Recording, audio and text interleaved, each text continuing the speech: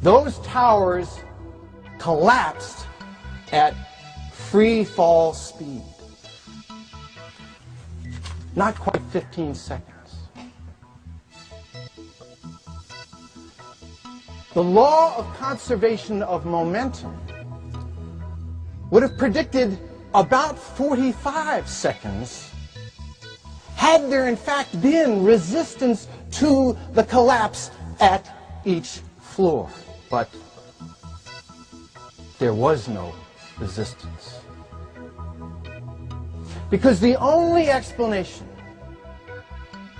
for the first 3 steel frame buildings in the history of mankind to collapse as a result of fire, all on the same day, all in the same place, all at free fall speed, all diving symmetrically into their own footprint, ladies and gentlemen, has nothing to do with fire, but was in fact a controlled demolition, demolition, demolition, demolition, demolition, demolition.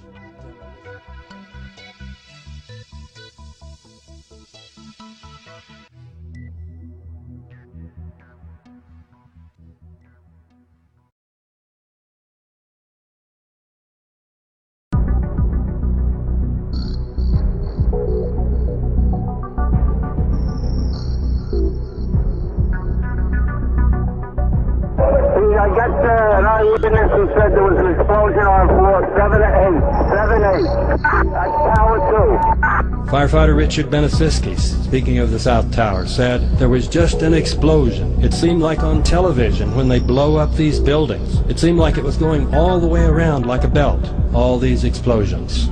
Deputy Commissioner Thomas Fitzpatrick said it looked like sparkling around one specific layer of the building. My initial reaction was that this was exactly the way it looks when they show you these implosions on TV. A few witnesses spoke of horizontal ejections. Chief Frank Crothers said there was what appeared to be an explosion. It appeared at the very top, simultaneously from all 4 sides. Material shot out horizontally, and then there seemed to be a momentary delay before you could see the beginning of the collapse. This testimony is very important because the official theory says that the horizontal ejections were produced when the floors collapsed and pushed the materials out. So listen to firefighter James Curran, who said, I looked back and I heard like every floor went choo choo choo. I looked back and from the pressure everything was getting blown out of the floors before it actually collapsed. If all these firefighters and medical workers witnessed all these phenomena suggestive of controlled demolition, it might be wondered why they have not spoken out. Part of the answer is probably provided by Auxiliary Lieutenant Fireman Paul Isaac, having said that there were definitely bombs in those buildings. Isaac added that many other firemen know there were bombs in the buildings, but they're afraid for their jobs to admit it because the higher-ups forbid discussion of this fact. Isaac, for example, has more recently said, I know 9/11 was an inside job. The police know it's an inside job, and the firemen know it too. But you have not heard this on the nightly news. On the nightly news. On the nightly news.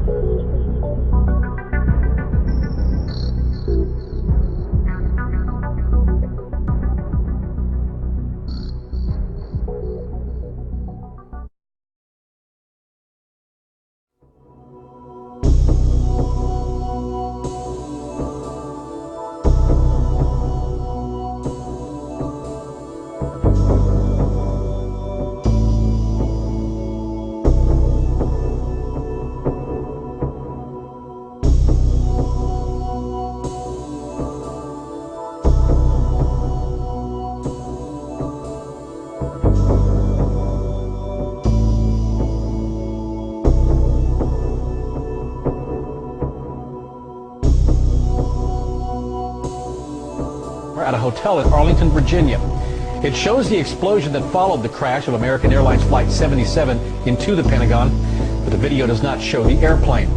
The video's existence was disclosed in 2002. The hotel manager says it was confiscated by the FBI. It was just publicly released as the result of a lawsuit.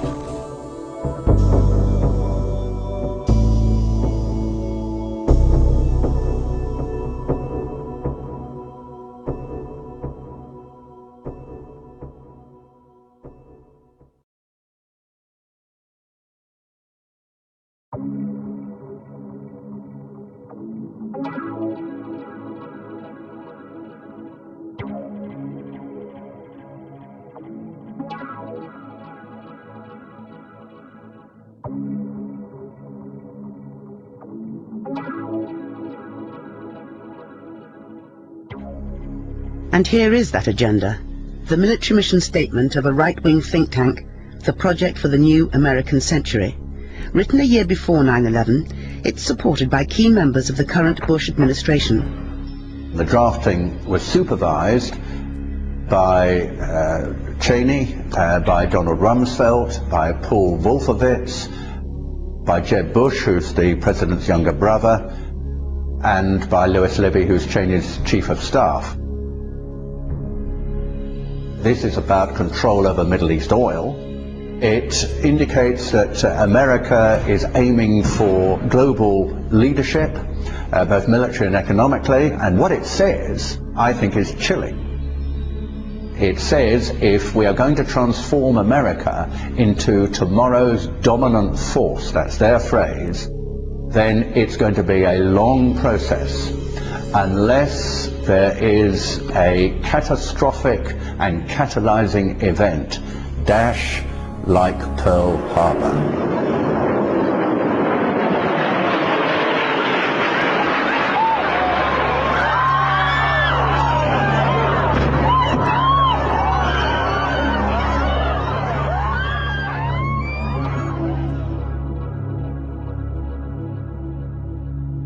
So, what happened? Well, September 11th happened, obviously, and George W. Bush had to rethink. But for many of those around Bush, there was no rethink. There didn't have to be. Long before September 11th, a small, influential group of neoconservatives here in Washington had wanted to see the United States transformed into a sort of benevolent ruler, unchallenged, astride the world. And long before George W. Bush was elected, they sat down and they wrote down a manifesto. The document was effectively a charter of the Project for a New American Century, a neoconservative think tank in Washington. The founding members included Donald Rumsfeld, Dick Cheney, Paul Wolfowitz of the Defense Department, Richard Pearl, head of the Defense Advisory Board, Lewis Libby, Cheney's chief of staff, John Bolton, Undersecretary of State for Arms Control, Elliot Cohen, who's on the Defense Policy Board. Much of what these men wanted is coming true. They urged that the U.S. abandon the anti-ballistic missile treaty. It has. They wanted establishment of more permanent U.S. military bases abroad. That is happening in the Philippines and in Georgia and will likely happen in Iraq. They urged regime change as a goal of foreign wars, not just in Iraq. They wanted the U.S. as a global constabulary, their word, unburdened by the UN or world opinion, preventing any challenge to U.S. dominance. But, they wrote, a year before September 11th, such aspirations are unlikely to be realized without a catastrophic and catalyzing event, like a new Pearl Harbor.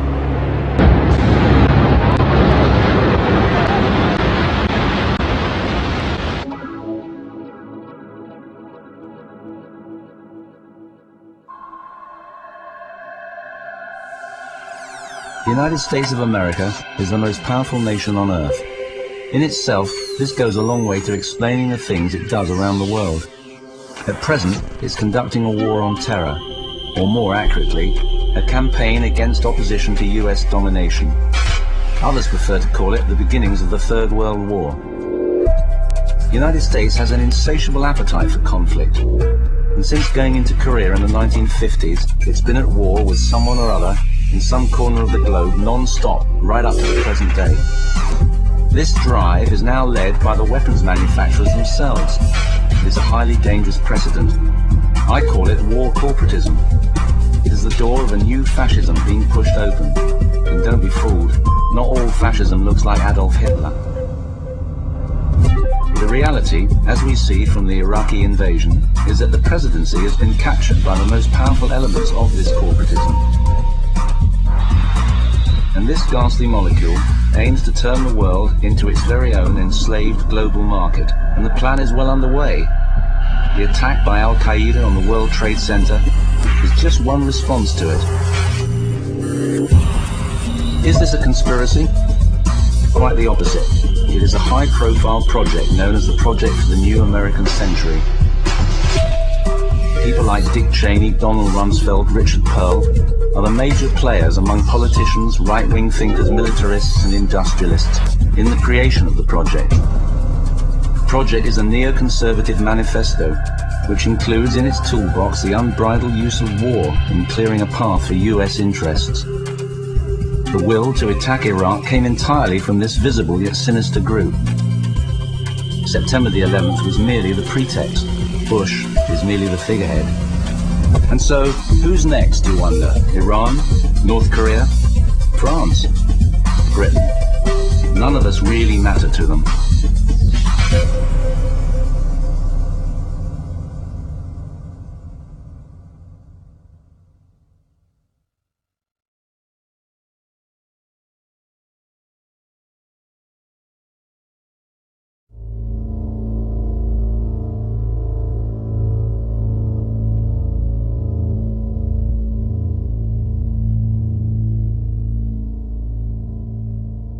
The North American Aerospace Defense Command is charged with defending North America's airspace. On the morning of September 11, 2001, Vice President Dick Cheney was in control of NORAD. This was the first time in U.S. history that a president or vice president was in direct control of the military agency. NORAD was founded in 1957, and generals always had the power to shoot down or intercept hijacked aircraft. But on June 1st, 2001, just 3 months before 9/11, Dick Cheney ordered Donald Rumsfeld to allow him to take control of NORAD itself and the shoot-down procedure, and remove that power from the generals so they could do nothing.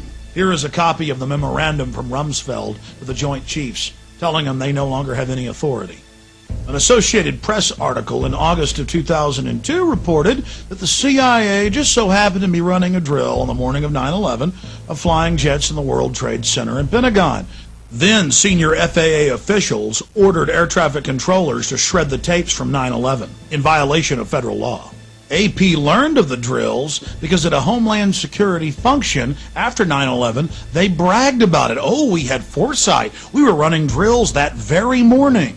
Then USA Today reported that drills held weeks before 9/11 included targets that were the Pentagon and World Trade Center. Biggest holes in their argument is the fact that they never heard of a plan to fly hijacked jets into landmarks on the East Coast. We're going to take a closer look tonight at another example of where, despite the conventional wisdom, there were people in the United States who actually were preparing to defend against the kind of attacks which occurred here on 9/11. The North American Aerospace Defense Command, NORAD for short, has been defending the skies over the U.S. and Canada for almost 50 years, 46 to be precise. USA Today reports that in the 2 years before the attacks on September the 11th, NORAD conducted exercises using hijacked airliners as weapons. And one target was the World Trade Center. We knew he hated us. But there was nobody in our government, at least, and I don't think the prior government, that could envision flying airplanes into buildings on such a massive scale. But that turns out not to be true. U.S. military planners did envision and practice those very scenarios. As reported by USA Today, the North American Aerospace Defense Command, NORAD, conducted exercises with fighter jets, simulating hijacked planes flown into the World Trade Center in the 2 years before the attacks. And so then I saw Condoleezza Rice get up on TV and say, we had never thought, we had never heard. Why, that's a ridiculous conspiracy theory to say that. Pentagon planners also envisioned the attack on the Pentagon 5 months before it happened. The Pentagon had a drill in November of 2000 simulating a hijacked jet being flown into the Pentagon. So between all the drills before 9/11 and the drill in the morning of 9/11, air traffic controllers thought that it was a simulation. Hijacked aircraft headed towards New York. Is this real world or exercise? No, this is not an exercise manifest. September 11th, 2001. NORAD is in the middle of a number of military exercises. The first, Vigilant Guardian, is described as an exercise that would pose an imaginary crisis to North American air defense outposts nationwide. The second, Northern Vigilance, moved fighter jets to Canada and Alaska to fight off an imaginary Russian fleet. 3 F-16s from Washington, D.C.'s National Guard at Andrews Air Force Base, 15 miles from the Pentagon, are flown 180 nautical miles away for a training mission in North Carolina. This left 14 fighter jets to protect the entire United States.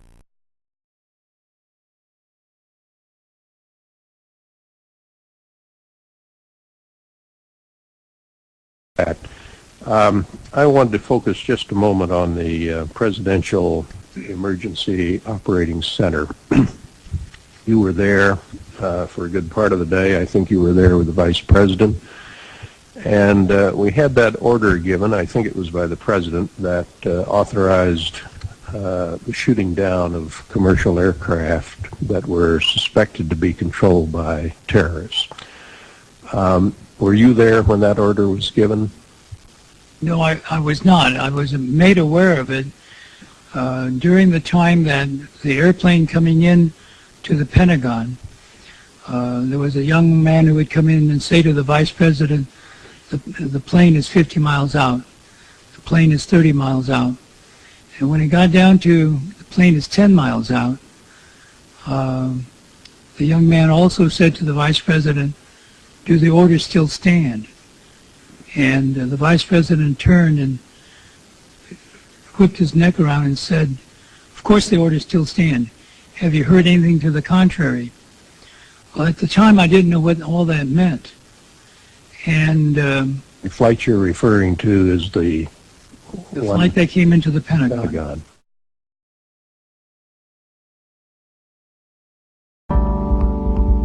The fact that they were holding war games on the day that mimicked the actual attack scenario in every aspect, and then that afterwards they claimed we couldn't have imagined that such a thing would happen, although it was exactly the scenario that we were rehearsing. Hijackings, crashes into buildings, an emergency in New York City, all this was being rehearsed on the day as part of a plan. So when they say we couldn't have imagined it, they're lying.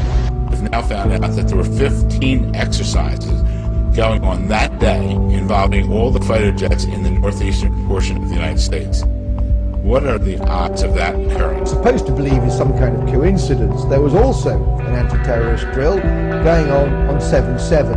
And again, just like 9/11, they were talking about attacks on the same targets, the same kind of tube stations, and exactly the same time as the actual attack happened. How many of you know that NORAD stood down for over an hour and 25 minutes, but if your Cessna gets off course for 5 minutes, they're going to launch F-16s on you? Remember Payne Stewart, the golfer? 15 minutes after his jet got off track, they had F-16s all around him. But on 9/11, in the most controlled airspace in the world, they could do nothing about 4 jets. But it gets worse. Guess why NORAD stood down?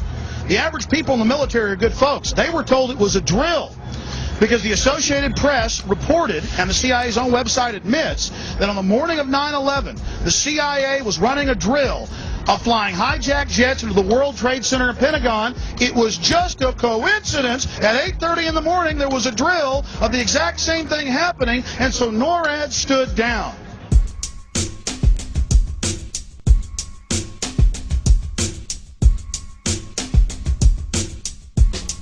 My thesis is Able Danger are the terrorist controllers. Mohammed Atta, he can't get through the day. He's got to have money. He's got to have help. Terrorist controllers, case officers, babysitters for Atta. The main consumer of Able Danger intelligence is Major General Jeffrey Lambert, Special Forces. And he tells them, he says, look, they have a chart with all these Al-Qaeda characters, including Atta, before the fact. And he gets these yellow Post-it notes, and he puts one on Atta's face saying, that reminds you, you can't share information about him. So they knew exactly who these people were, of course, because they were telling them what to do. Every year there's a drill called Able Warrior, and the theme is only one thing, anti-terrorism. Now if you look at the way that they do this, they have drills in binary pairs. One side pretends to be the defenders, and the other side pretends to be the attackers, okay? So if Able Warrior are the defenders, anti-terrorism, what's Able Danger? Able Danger is a troop of attackers to be used to simulate attacks during anti-terror drills. In other words, those double agents are there as actors, if you like, in normal drills, but then at a certain point, wham, the drill goes live and something happens.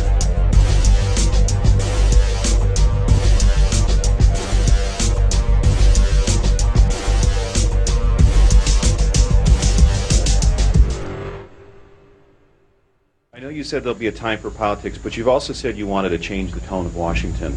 Howard Dean recently seemed to muse aloud whether you had advanced knowledge of 9/11. Do you agree or disagree with the RNC that this kind of rhetoric borders on political hate speech? Yeah. Look, there's time for politics. And, you know, it's time for politics. And it's an absurd insinuation. In that case, sir, can I follow up on something unrelated?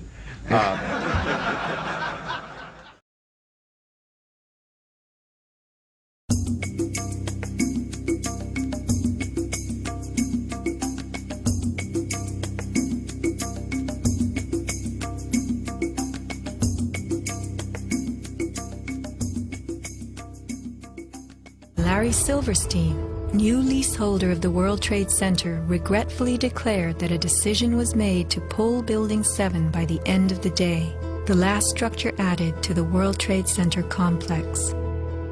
Let's hear Mr. Silverstein's actual words, delivered for our benefit in the 2002 PBS documentary, America Rebuilds. I remember getting a call from the fire department commander telling me that they were not sure they were going to be able to contain the fire. And I said, you know, we've had such terrible loss of life. Maybe the smartest thing to do is pull it. And they made that decision to pull, and then we watched the building collapse.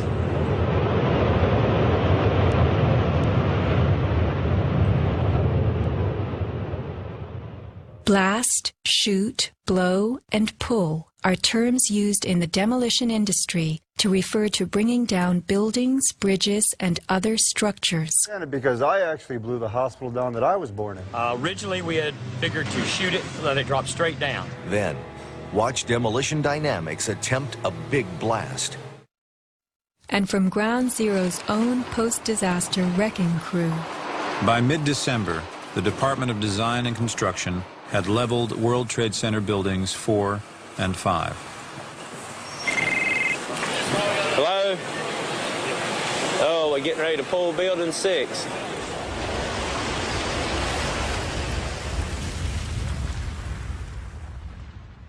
Silverstein, a commercial real estate tycoon with international political connections, acquired a 99-year lease on the World Trade Center complex in the spring of 2001. Throughout the summer, he reworked the insurance policies on his new property, making sure that it was covered for acts of terrorism. Explicit in the lease agreement was Silverstein's right to rebuild the complex if it were destroyed. After 9/11, Mr. Silverstein fought his insurers in court to obtain double his policy limits for the destruction of his property, maintaining that the double hijacking constituted 2 disasters caused by terrorists, not just one. He won and was awarded over $7 billion, a magnificent return on his original $15 million investment. Just in the last few seconds, another building, building number 7, one of the buildings in support of the World Trade Center towers, has collapsed. World Trade 7, functioning as the command center for the complex, housed giant diesel backup and oxygen systems, the mayor's protected emergency bunker, and offices for the CIA, Secret Service, Department of Defense, and Securities and Exchange Commission. Its other tenants were insurance companies, brokerages, and banks. No plane hit Building 7, but at 5:20 p.m. on September 11th, it collapsed in a heap on the ground. Some damage to Building 7 is said to have been caused by debris from Tower 1. Though this New York Times article tells us Building 7 burned like a giant torch, the only visuals that exist are of unidentified smoke and a few small fires. Compare this to the wallops sustained by World Trade Center 3, 4, 5, and 6. Positioned right below the towers, damage to the surrounding World Trade Center buildings was infinitely worse. Still, the structures held up. But somehow, rescue workers knew that Building 7 would fall. You hear that? Keep your eye on that building. It'll be coming down soon. A 47-story skyscraper, Building 7 folded neatly in 6.5 seconds. A textbook descent right into its footprint. Silverstein Properties now tells us that its owner was referring to the team of firefighters inside the building when he spoke of the decision to pulling the firemen out of harm's way. However, there were no firefighters in Building 7, according to FEMA, NIST, and Fire Chief Frank Fellini. They were ordered out at 11:30 that morning. 6 hours later, the building came down. You know, we heard this sound that sounded like a clap of thunder. Turned around, it looked like there was a shock wave ripping through the building, and the windows all busted out, and you know, it was horrifying. About a second later, the bottom floor caves out, and the building followed after that. Radio host Alex Jones notes the mark of a classic implosion. This is a photo taken 1 second into Building 7's collapse. Notice the crimp. If we look at other controlled demolitions, we see that they first blow one of the central columns so the building falls in on itself. If you don't do this, the building falls outward and can damage surrounding structures. Building 7 had a classic crimp or wedge. Its central column was blown out first, so it didn't structurally damage buildings just a few feet away from it. Remember the mayor's emergency bunker? Ensconced on the 23rd floor of Building 7, it was retrofitted with superglass, water, oxygen, and its own generator. But Mayor Giuliani chose to find emergency shelter elsewhere on September 11th. Why Building 7? Even the media and its experts were confused. The History Channel interviews structural engineer Ramon Gil-Sans, who points out the obvious crimp and even speaks of the implosion. Engineers are not just focusing on the Twin Towers. The most disturbing structural event was not that the Twin Towers fell, but that Tower 7, ignited by flying debris, fell due to fire alone. Building 7 was a steel frame building, and is the first steel frame building that has collapsed due to fire. The failure of the building was an implosion, so it failed completely different than Towers 1 and 2, in which the floors failed first. Why Building 7? Let's ask the question again. As the WTC Command Center, was it the hub for the 9/11 plan? Also, in 6.5 seconds, lost forever were thousands of SEC case files on corporate fraud, including those relating to the notorious activities of giants WorldCom and Enron. A few indictments for stock fraud, but what of the $70 billion California electricity swindle? It disappeared.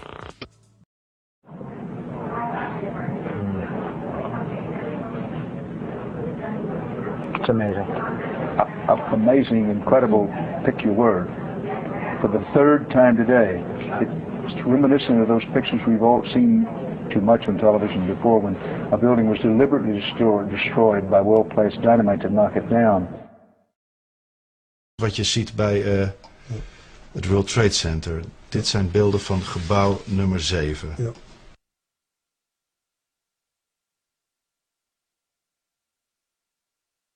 Ja. Ze hebben gewoon kolommen weggeblazen. Er is nagesprongen. Dus dit is controlled demolition. Zeker weten? Zeker weten. Er is nagesprongen. Dit is in opdracht gebeurd. Dit heeft een team gedaan van experts. Maar dit is ook op 11 september gebeurd. Dezelfde dag? Dezelfde dag. Dezelfde dag? Weet je dat zeker? Ja. Was het zeker weten de 11e? Totaal heel waar zijn. 7 uur nadat de World Trade Center naar beneden viel. Ja? Hebben ze hard gewerkt.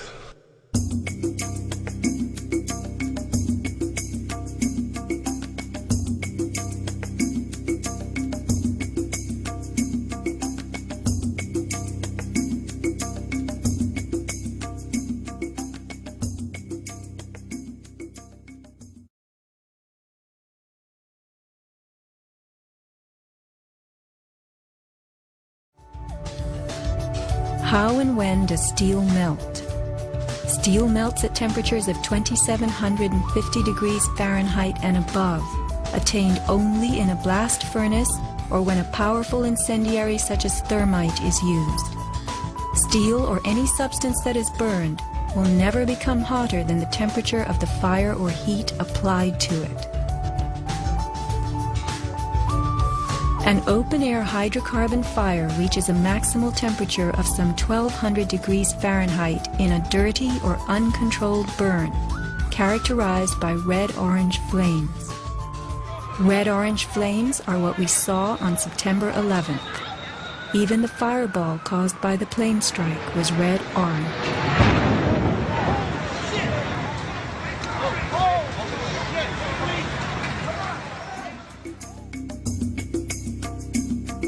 A controlled burn falls between a dirty burn like a fireplace and a controlled environment, the blast furnace.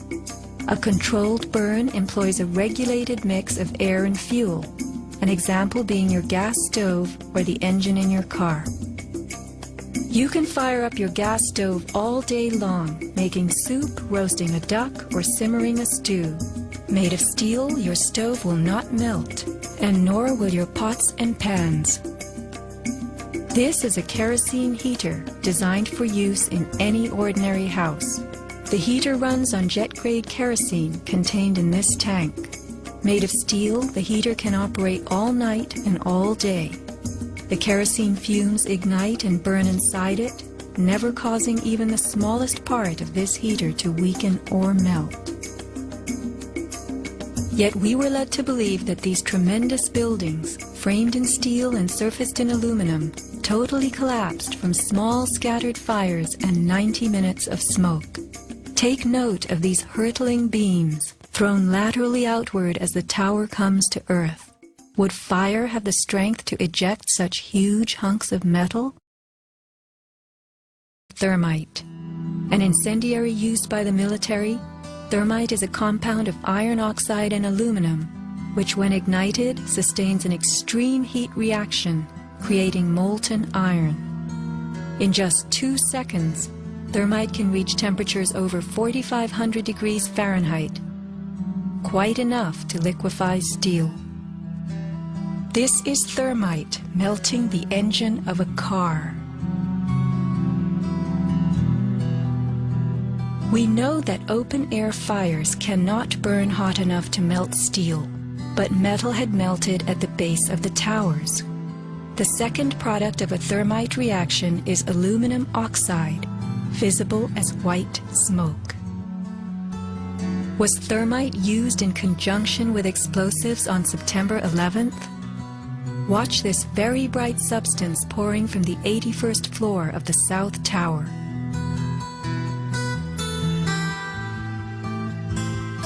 And white smoke appeared at the base of the building. Would this be aluminum oxide, the byproduct of a thermite reaction? Appendix C of the FEMA report describes sulfur residues on the World Trade Center steel. The New York Times called this the deepest mystery of all. Sulfur slightly lowers the melting point of iron, and iron oxide and iron sulfide had formed on the surface of the structural steel. sulfur used with thermite is called thermate, producing even faster results.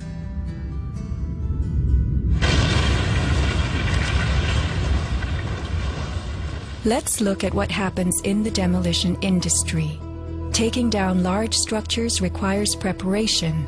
Powerful explosives and heavy equipment are used in advance to weaken the foundation and bottom sections of a building before additional explosives and gravity bring the rest of it down. The words of a senior blaster. We blow the basement, all the columns in the basement. Then we crack it up at the top to get it started. We go every other floor all the way down. Every explosive has a timer on it. That's why it's controlled. When the columns go, each floor goes down and impacts the one below and keeps going. Here's what demolition experts use in steel-framed buildings: the linear shaped charge. It's a chevron-shaped or V-shaped charge that you can focus at a specific target, and it's lethal. It generates around 3 million pounds per square inch pressure at a speed, depending on the explosive inside the shaped charge, in excess of 27,000 feet per second. Besides the unfathomably powerful shaped charge, blasters have a lot of tricks. There are over 1,000 different types of explosive. Different because they detonate at varying speeds. With the use of delays, we can control pretty much where the debris lands. We can control vibration. We can control noise levels. Timing and delays are the key to just about everything in our business.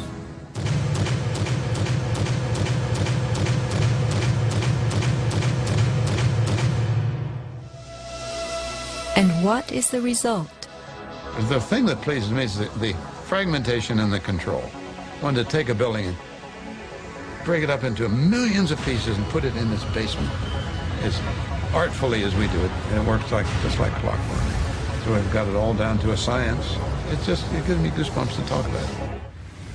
These core columns were discovered after the collapse. The angled cut occurs in exactly the manner that shaped charges slice through steel beams to control the way they fall. Notice the hardened, once liquid metal. Was thermite used with the shaped charge? The job of the shaped charge is to cut steel H-beams. The way we do this is by cutting the beam at an angle, which, through a series of beams cut at the same angle, will tend to make the building shift over and walk. Let's look at the rubble of two 110-story buildings brought to the ground. In a 7-story crater lie nearly 2 million tons of debris. Had the basements not been blown out, where would 2 million tons have gone? Heaped on the ground, ready to slide and spill? The art of controlled demolition.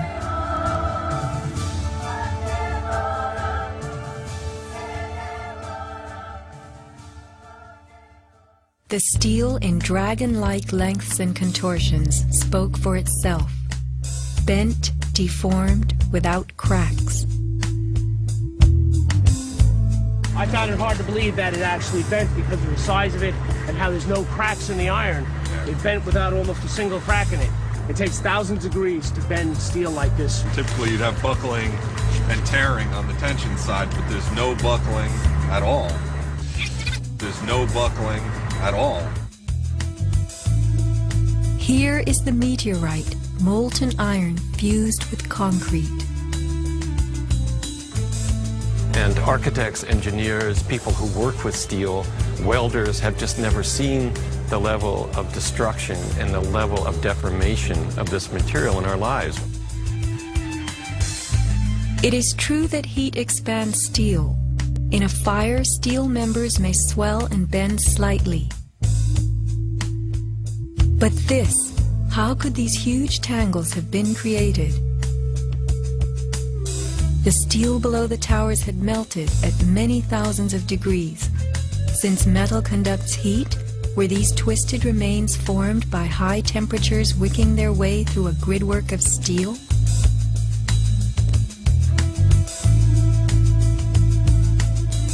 Explosives also deform steel. As they fire, gas pushes outward. The force of the gas can easily bend a large steel column.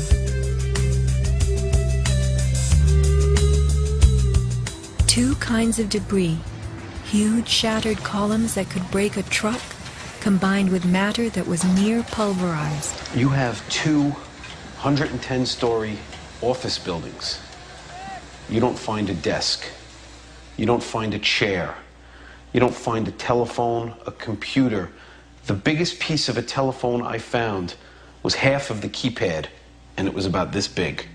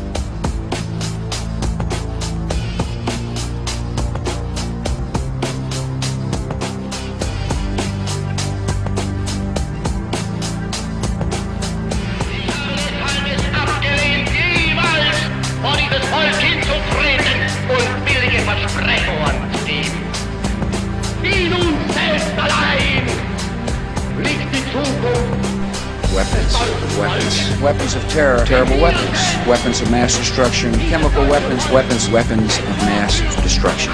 Dangerous weapons, even more dangerous weapons. Biological weapons, chemical agents, chemical weapons.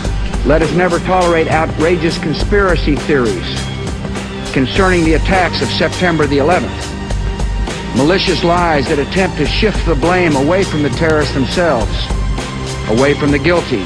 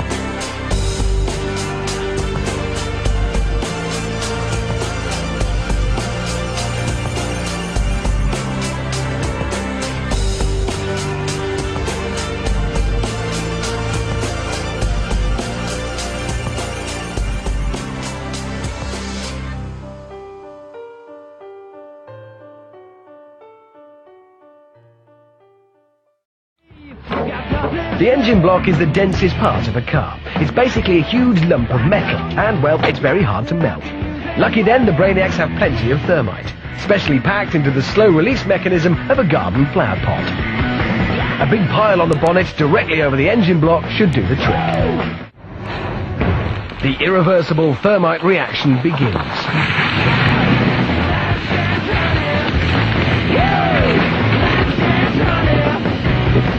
Within seconds, the fiery concoction eats through the bonnet, spraying molten thermite into the engine beneath.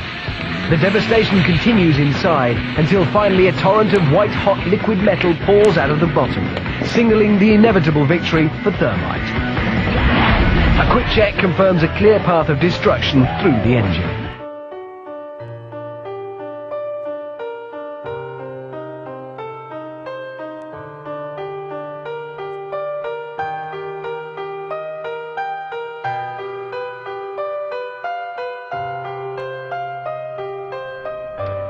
Okay, what data finally convinced you that 9/11 was not just by 19 hijackers? You know, the final convincing was this molten metal that I learned about. And pretty quick, I'm learning about molten metal pools under both towers after they collapsed, and Building 7. Now, Building 7 wasn't even hit by a jet, you know, and yet it comes down, and then it's got this molten metal underneath. And where'd that come from? I mean, you know, I hear people say, well, that would be from the metal of the planes. Well, that might work for the towers, possibly, but it sure doesn't work for Building 7. You know, it was 300 plus feet away from the North Tower, and no plane hit it. So where does this molten metal come from? This is how it's been since day one. Oh, it's unbelievable. And this is 6 weeks later, almost 6 weeks later. And as we get closer to the center of this, it gets hotter and hotter. It's probably 1,500 degrees. We've had some small windows into what we thought was a core at some point, and it looked like an oven. You know, it was just roaring inside. And it was just a bright, bright reddish orange color. See that stuff he's pulling out? What was that shit? We're gonna hold off on the water. See the stuff he's pulling out? Yeah. It's red hot. If we hit it too much steam, you won't be able to see what he's doing. Great. I studied various aspects, and the molten metal is my first topic. It's the one that really caught my interest, and the data is just coming together. Now, I have a sample of this molten metal. Previously, it's molten metal here. Just a tiny sample. This is really all we need. I brought along with me at the last minute. I thought, well, I'll throw that in. And by analyzing this, we determined it is not molten aluminum from the plane. Okay. Indeed, it contains a great deal of iron, which is the product of the thermite reaction. Now this thermite is so hot, this molten iron, especially when you mix sulfur in. Now it's called thermate. So sulfur added to this molten iron, it'll just cut through steel, through structural steel, for example, like a knife through butter. And we also see this molten, yellow hot molten metal with white wispy ash pouring out of the South Tower just minutes before its collapse. And I've shown this video, and it's just amazing. The photographs of that, it's in the NIST report. They say, well, probably molten aluminum from the aircraft. No, sorry, it's not. We did experiments at BYU. See, that was in the New York Times as the sulfidation of the steel came out. You know, World Trade Center 7, there's no airplane that hit it. And so how do you explain this? And then the towers too. And the New York Times said this is the greatest mystery uncovered so far.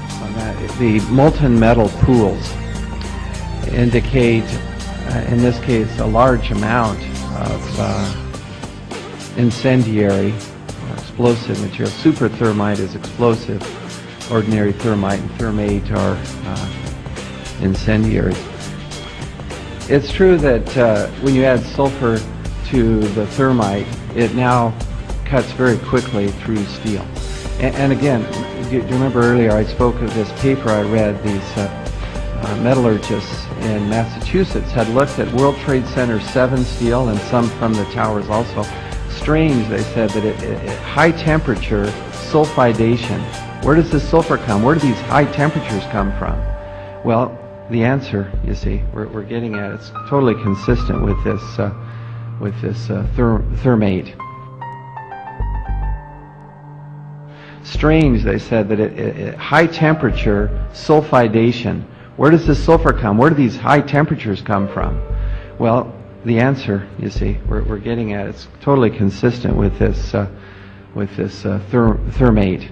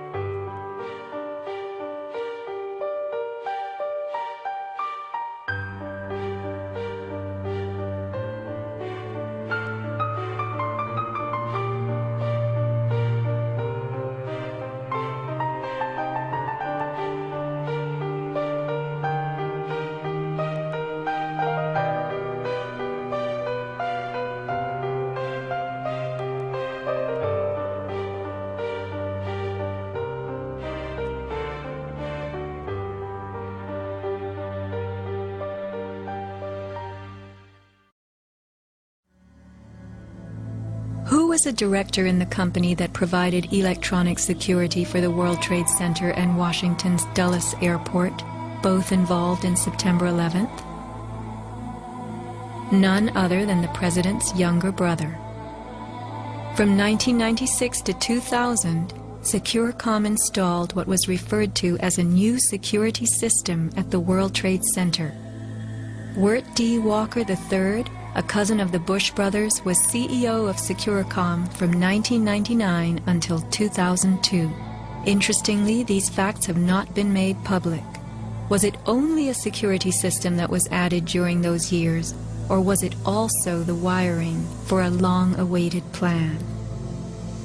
Scott Forbes, an IT specialist in a firm that had leased space in the South Tower since its erection, reported an unprecedented power down in his building for almost the whole weekend prior to 9/11.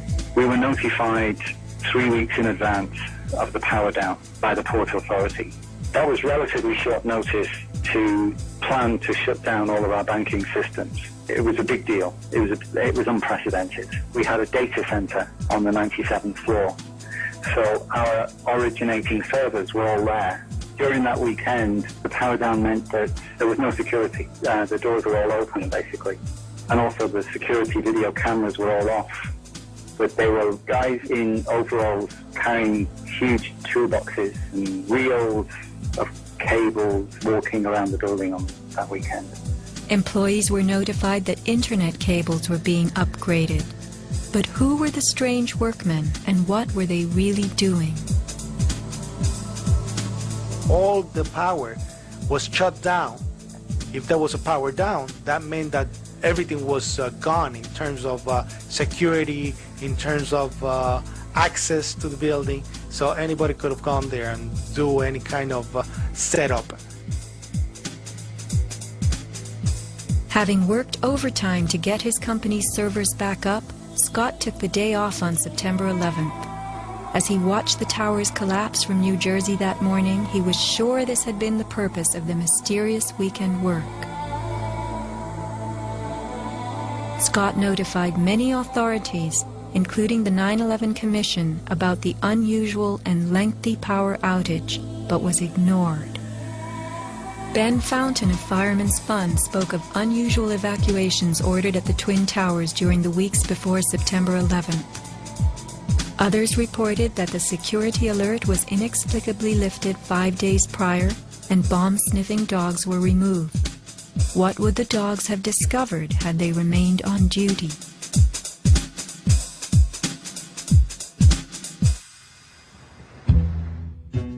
Although they were idolized as cathedral-like symbols of power and triumph that pierced the New York skyline, the Twin Towers were big money losers for the Port Authority of New York.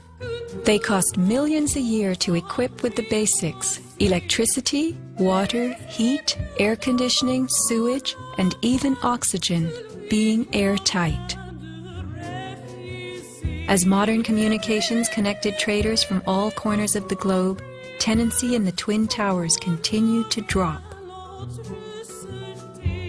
The towers presented another problem. Decades ago, their steel beams had been sprayed with fireproof asbestos, a cancer-causing material banned from use in building in the mid-1980s. Although the World Trade Center complex was given several waivers, it was expected to clean up its act. But to remove the asbestos from every supporting beam in the Twin Towers would have been almost undoable. Quotes for this cleanup ran over $1 billion, and no insurance company was willing to bear the cost. An urban renewal project of unfathomable proportions. Given the tower's issues and problems, September 11th proved an unexpected bonanza. The Trade Center was built in the 1960s to revive a rundown area of New York, and 40 years later, urban renewal could again take place. 2 white elephants were removed, and a brand new complex is in the works. As last survivor William Rodriguez climbed the stairwell to rescue people, he remembers a very strange thing. As I stood there on the 33rd floor, I heard very strange noises on the 34th floor. Now, the 34th floor was an empty floor, a floor that did not have any kind of walls, or it was a construction floor. It was totally hollowed out. There was nothing there, and I heard very heavy equipment being moved around, and it sounded like dumpsters with metal wheels being moved around, and I got scared because I knew it was an empty floor. Nobody was supposed to be there. As a matter of fact, not even the elevators stopped there. You have to have a special access key to open the door on the 34th floor. So to find that there were strange noises there, and I continue actually bypassing that floor because I didn't dare to open the door on the 34th floor. Something told William Rodriguez not to mess with the 34th floor. I got scared. Yet William Rodriguez was not a man who was scared that day. He remained in a burning building against firemen's orders, endangering his own life as he saved the lives of others. What could have been happening on the 34th floor? For weeks, Scott Forbes had heard similar noises on the 98th floor above him. It must have been at least 4 to 6 weeks before 9/11. It was like rebuilding work going on upstairs. The tenants, the people from Aon who had been there were moved somewhere else. The offices were just vacant. And there was a lot of heavy machinery building work going on. It was almost like pneumatic drills and lots of hammering, so much so that the floors were shaking. That's how noticeable it was. It was almost as if something heavy was being moved and then it was being taken off wheels, and it was like boom. Our floor underneath literally shook. You could feel the weight above you. That was how large it was. On one occasion, I opened a door to see what was going on, being nosy. When I opened the door, the whole office space was empty. There was nothing there at all. It was quite bizarre because it was just empty. Completely empty, barren, nothing, zero. Not even cables hanging from the ceiling, but there'd been these heavy noises and vibrations up above. It was really strange. And the noticeable dust in the building the week before. It was probably the week leading up to 9/11. Every morning I'd come in around 7 a.m. and the dust was incredible. It was filthy. It was like the cleaners weren't cleaning. Right where the windows were, there was a sill which enclosed radiators. I was sick to death of the dust which was appearing on the windowsills. It was dirty grey and very, very noticeable in that week leading up to 9/11. Where was that dust coming from? Grey dust Scott himself had to clean. Was it powdered cement? The steel columns of the Twin Towers formed an endo and exoskeleton. Had something been placed around the edge of the building, holes been drilled to contain it? Was the dust in those final days a telltale sign? As white elephants, the buildings were full of vacant offices. Tenants could be temporarily moved around for upgrades as Aon was, and a plan arranged to perfection. Was the strange construction that could be heard but not seen going on all over the towers? Larry Silverstein took possession 6 weeks before September 11th, when the strange construction began. Were the sounds that scared William Rodriguez the last of the rats as they left a sinking ship?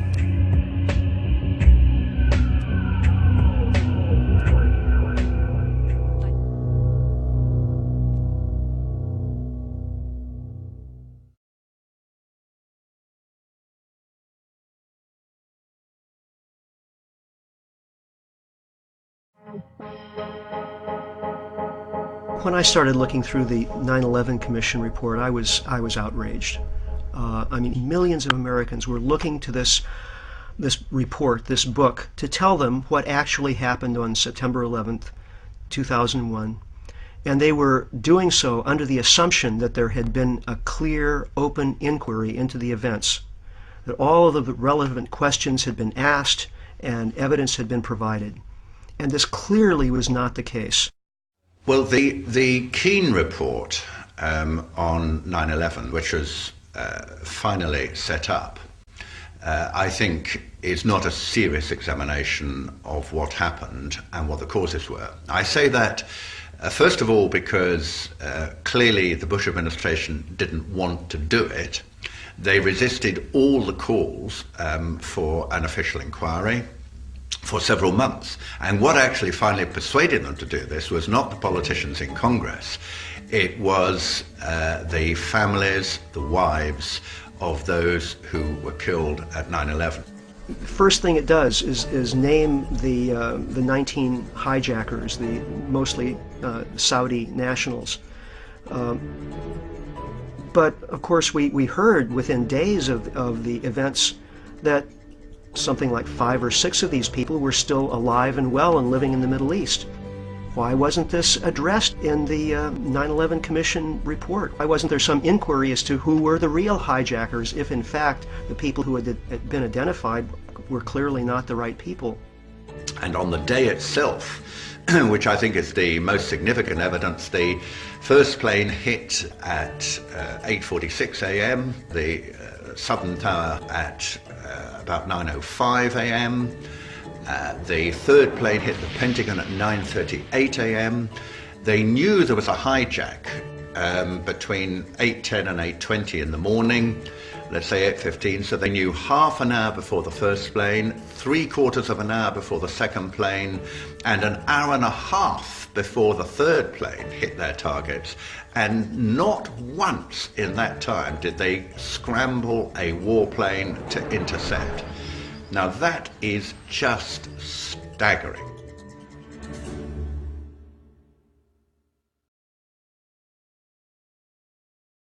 First, Bush tried to stop Congress from setting up its own 9/11 investigation. It's important for us to not reveal how we collect information. That's what the enemy wants. And we're fighting an enemy. When he couldn't stop Congress, he then tried to stop an independent 9/11 commission from being formed. The president's position was a break from history. Independent investigations were launched within days of Pearl Harbor and President Kennedy's assassination. But when Congress did complete its own investigation, the Bush White House censored 28 pages of the report. The president is being pressed by all sides to declassify the report. We have given extraordinary cooperation with Chairman Keane and Hamilton. We haven't gotten the materials we needed, and we certainly haven't gotten them in a timely fashion. The deadlines we set have passed. Will you testify before the commission? This commission? You know, I don't testify. I mean, I'd be glad to visit with them. The president named a supporter, Dr. Henry Kissinger, Secretary of State in the Nixon and Ford administrations, to head the panel. He has a penchant for secrecy, which is not what's needed here. There are questions about his role in Vietnam, his role in the coup in Chile. Several family members approached Kissinger and requested a meeting at his office in New York. Prior to the meeting, Kristen Breitweiser conducted a thorough investigation of Kissinger's potential conflicts of interest. Probably much to the chagrin of some of the people in the room, Lori asked some very pointed questions. Would you have any Saudi American clients that you would like to tell us about? And he was very uncomfortable, kind of twisting and turning on the couch. And then she asked whether he had any clients by the name of Bin Laden. And he just about fell off his couch. Former Secretary of State Henry Kissinger stepped down from the position Friday. We thought the meeting went well. I wouldn't want to be in the way of some of these families. I mean, they're... Kissinger was soon replaced by Tom Keene, a former New Jersey governor, and former Congressman Lee Hamilton, who had chaired the House Intelligence Committee. The president and vice president agreed to meet with the commission, but with a catch. They insisted on meeting together behind closed doors and not under oath. President, why are you and the Vice President insisting on appearing together before the 9/11 Commission? Because the 9/11 Commission wants to ask us questions. That's why we're meeting, and I look forward to meeting with them and answering their questions. Why you're appearing together rather than separately, which was their request? Because it's a good chance for both of us to answer questions that the 9/11 Commission is looking forward to asking us, and I'm looking forward to answering them. Let's see. We have to have one story, so I'll say part, and if I get it wrong, hedge a little bit and give me the next.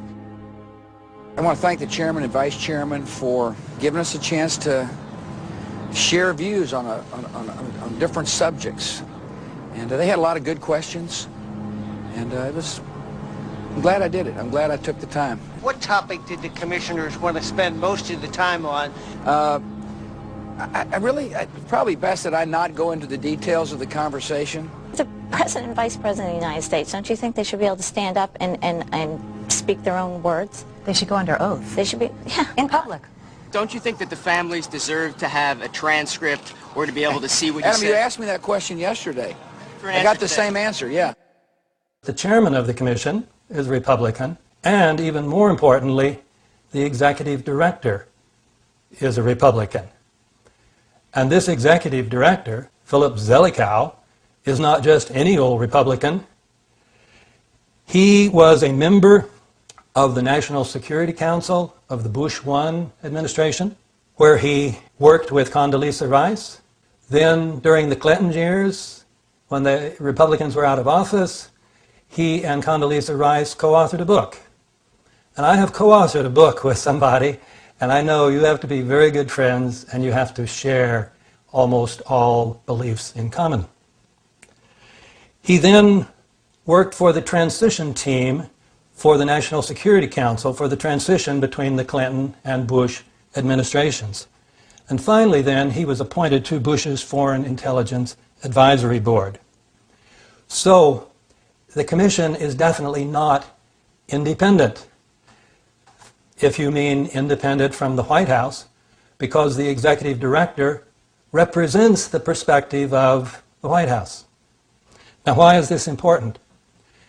The executive director directed the work of the staff, and the staff of the commission, not the commissioners, did almost all the work. And as director of the staff, he decided which lines of inquiry were worthy to be looked into and which ones should not. Therefore, as executive director, Zelikow could direct the staff to investigate those events that were relevant to the official conspiracy theory and simply ignore all events that would be supportive of the alternative conspiracy theory. Some critics, having read the 9/11 Commission report, have called it the 9/11 Omission Report.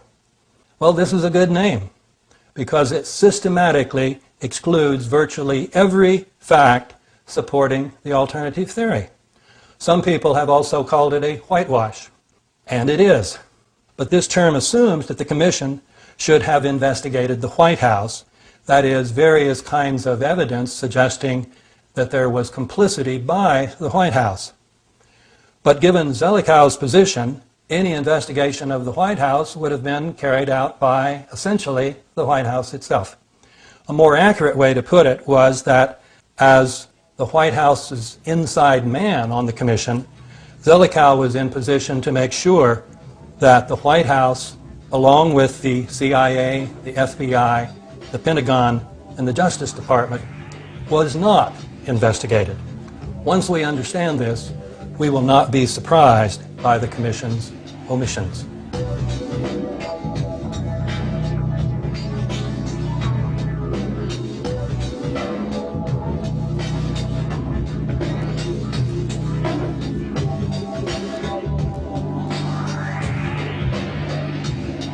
Yeah, right.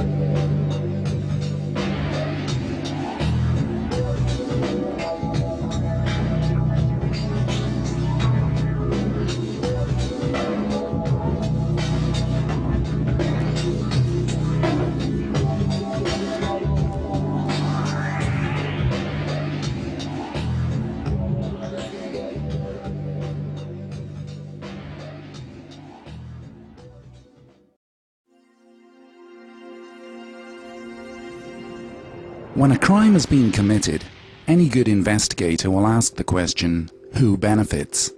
So let's apply this reasoning to the main parties associated with the events of 9/11.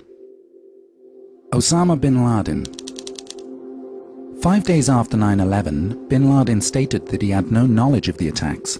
He also stated that the attacks appear to have been carried out by individuals with their own motivation. This statement was aired only once on Al Jazeera TV on the 16th of September 2001. Before 9/11, Osama bin Laden had lived as a fugitive, but he was a wealthy fugitive who had enjoyed relative freedom outside of the USA. He was even able to obtain kidney dialysis treatment at an American hospital in Dubai just prior to 9/11. And within Afghanistan, his country of residence, he was protected by the Taliban, who had full control of the country. However, after 9/11, bin Laden's life became increasingly worse. For example, he was now unable to stay within the comfort zone of Afghanistan because the country had been invaded by the coalition forces. Bin Laden was also unable to freely visit other countries for hospital treatment because those countries would risk being accused of harboring a wanted terrorist. He would therefore have to spend even more of his money on protection, plus his future options would be extremely limited in terms of survival, finding a place to stay, finding the hospital treatment he needed, and planning future terror attacks. Numerous news reports from 2002 stated that bin Laden had in fact died. So when it comes to the question of who benefited from 9/11, on a scale of 0 to 10, Osama bin Laden scores 0. Al-Qaeda. Al-Qaeda was created by the CIA during the 1980s for the purpose of fighting off an attempted Russian invasion of Afghanistan. The CIA funded Al-Qaeda and supplied them with the weapons and intelligence they needed to ward off the Russian threat. When the Soviets withdrew from Afghanistan in the late 1980s, the CIA continued to fund Al-Qaeda, and many of its operatives were used as CIA assets. These operatives were used as double agents for use in anti-terrorism drills within the USA and for covert military operations. Since 9/11, Al-Qaeda would have found it almost impossible to carry out major terrorist attacks in countries like the USA. For example, the Patriot Act in the USA allows the government to spy on all phone and email communications, so life for any terrorist organization will have become immeasurably worse since 9/11. In addition to this, the invasion of Afghanistan and the loss of so many of Al-Qaeda's main operatives would have seriously disrupted and undermined Al-Qaeda's ability to function as a terror group in the future. So when it comes to the question of who benefited from 9/11, on a scale of 0 to 10, Al-Qaeda scores 0.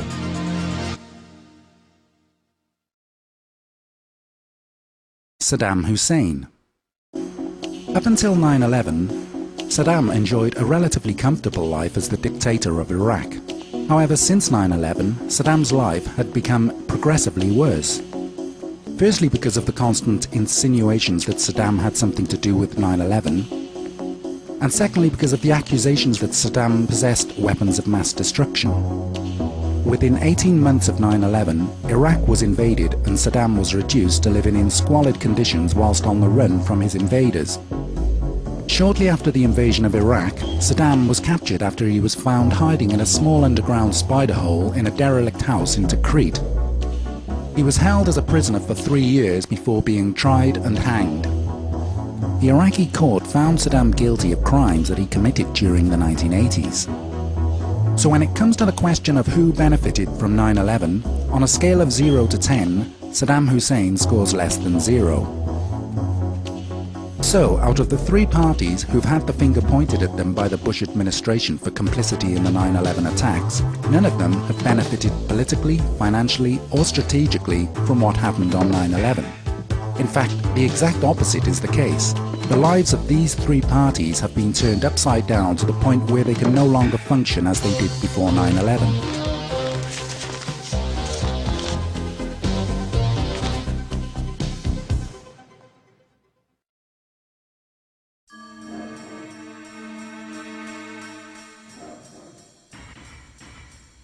So who did benefit from 9/11? Larry Silverstein. This man became the leaseholder of the World Trade Center complex just a few weeks before 9/11. Silverstein faced the daunting task of having to remove the illegal asbestos that covered every steel beam in the Twin Towers. This job would have cost over $1 billion. When Silverstein took possession of the World Trade Center complex, he reworked the insurance policy on the complex to specifically cover terrorist attacks. After 9/11, Silverstein received $7 billion compensation from his insurers. That's a massive profit on his original $15 million investment. So when it comes to the question of who benefited from 9/11, on a scale of 0 to 10, Larry Silverstein scores 10.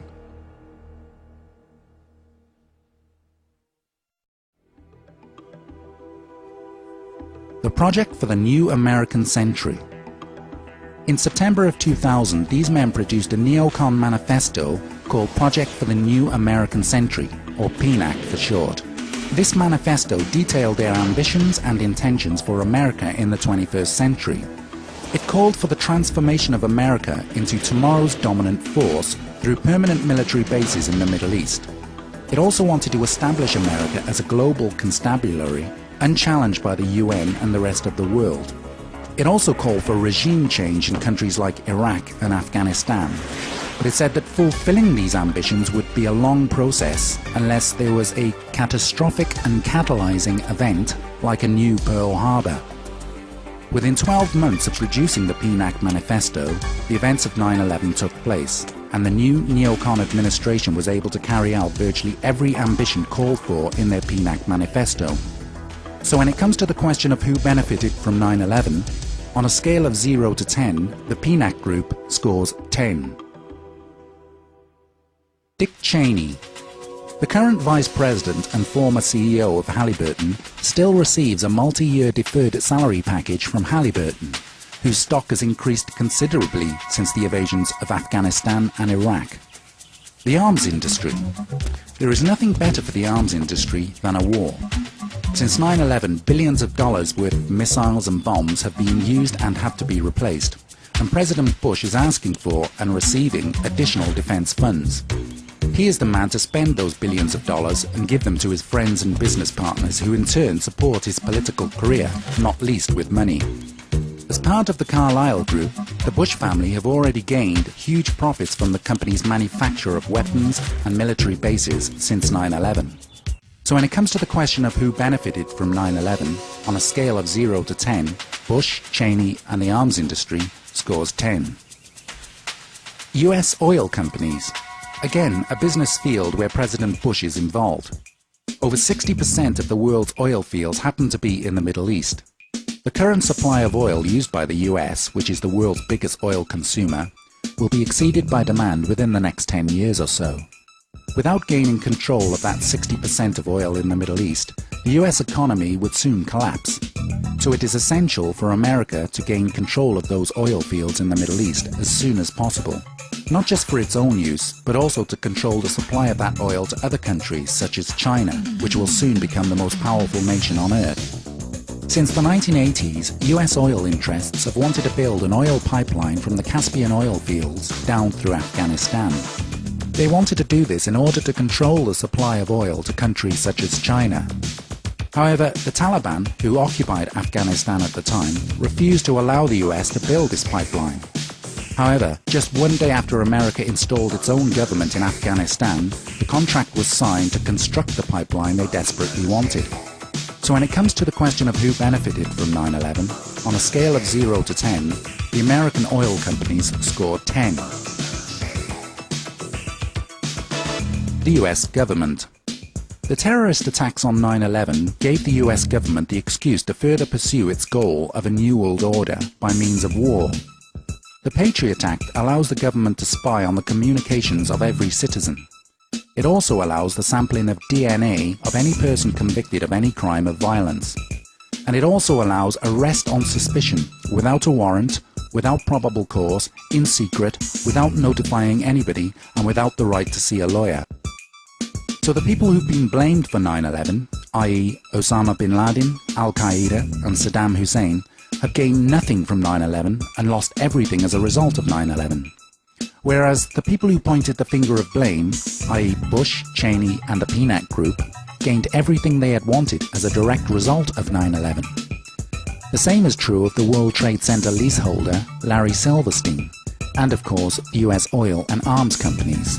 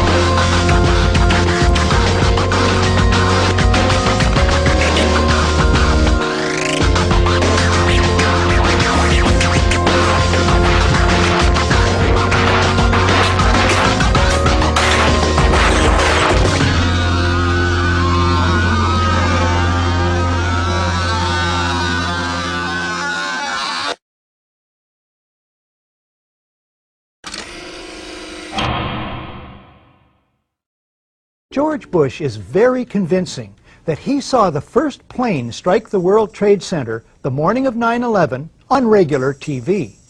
He provides supporting details, has repeated the story, and never retracted it. It has run on the White House website. According to the official White House version, it was at this moment in a Florida classroom that Bush learned the second plane had hit the World Trade Center and that the U.S. was under attack. But here's what George Bush himself said almost 3 months later when asked about September 11th. Well, Jordan, you're not going to believe what state I was in when I heard about the terrorist attack. I was in Florida. And my chief of staff, Andy Card, well, actually I was in a classroom talking about a reading program that works. And I was sitting outside the classroom waiting to go in, and I saw an airplane hit the tower of a TV. You know, the TV was obviously on. I used to fly myself, and I said, well, there's one terrible pilot. And it said it must have been a horrible accident. But I was whisked off there. I didn't have much time to think about it. Could George Bush have seen on ordinary TV the first plane hit the World Trade Center? No, he could not have. The footage of that first strike only shows up on television the next day, September the 12th, 2001. It was taken by a French documentary crew that happened to be in downtown New York.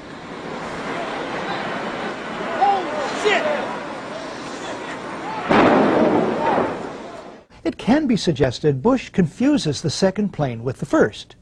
But how to explain this? We've all seen Andy Card do that. None of this can ever be retracted. It is an interlocking historical record. Why go on at length about this? Because it may one day become the basis for criminal court proceedings.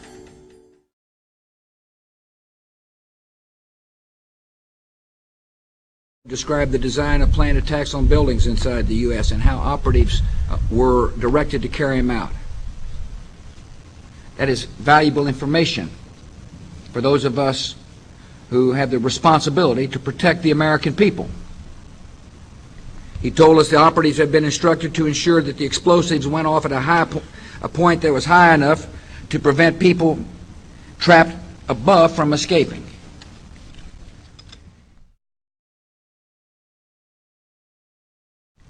He told us the operatives had been instructed to ensure that the explosives went off at a point that was high enough to prevent people trapped above from escaping. To ensure that the explosives went off at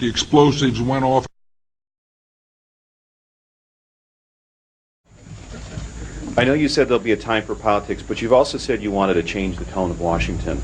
Howard Dean recently seemed to muse aloud whether you had advanced knowledge of 9/11. Do you agree or disagree with the RNC that this kind of rhetoric borders on political hate speech? Yeah. Look, there's time for politics. And, you know,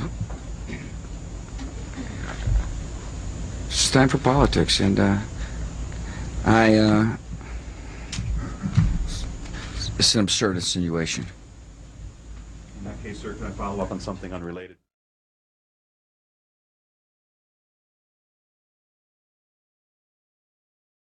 In 2001, after the World Trade Center bombing, my detachment was alerted to deploy to Afghanistan to conduct unconventional warfare operations. In 2001, after the World Trade Center bombing,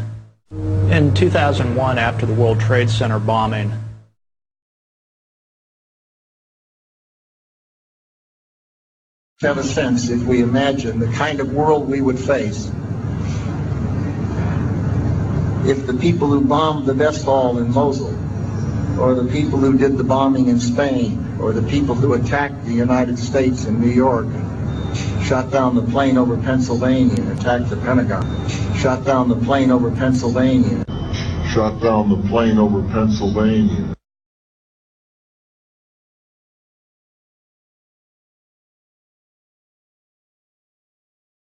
I remember getting a call from the fire department commander telling me that they were not sure they were going to be able to contain the fire. And I said, you know, we've had such terrible loss of life. Maybe the smartest thing to do is pull it And they made that decision to pull, and then we watched the building collapse.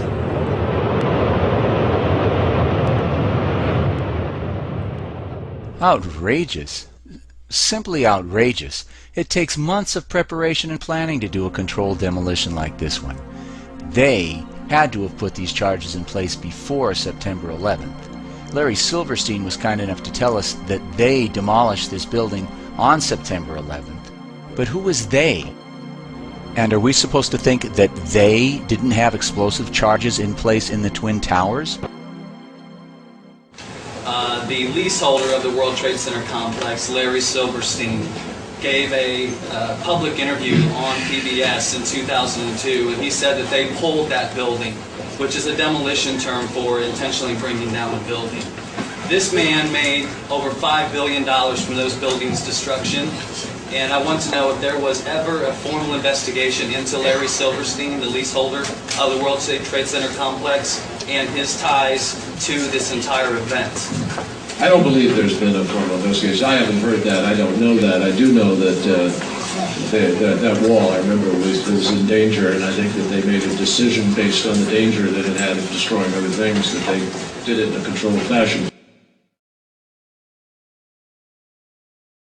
If the official story is true, and an astoundingly successful sneak attack from diabolical Muslims caught America totally off guard, then the White House surely must be highly motivated to turn heaven and earth, to use one of their own favorite cliches, to investigate the events of that day as quickly and thoroughly as possible. The White House must rush to appoint a respected chairman and commissioners, give them the widest powers to call witnesses, spare no expense. Except for the Reichstag fire, that's how it's usually done. 6 days after the sinking of the Titanic, a chairman is appointed to head an investigation. 9 days after Pearl Harbor, the first of 4 investigative commissions is struck. The JFK assassination, the Challenger disaster, 7 days each. How many days after 9/11 is it that President Bush names someone to head an investigation? This commission has been charged with a crucial task. Call it foot dragging.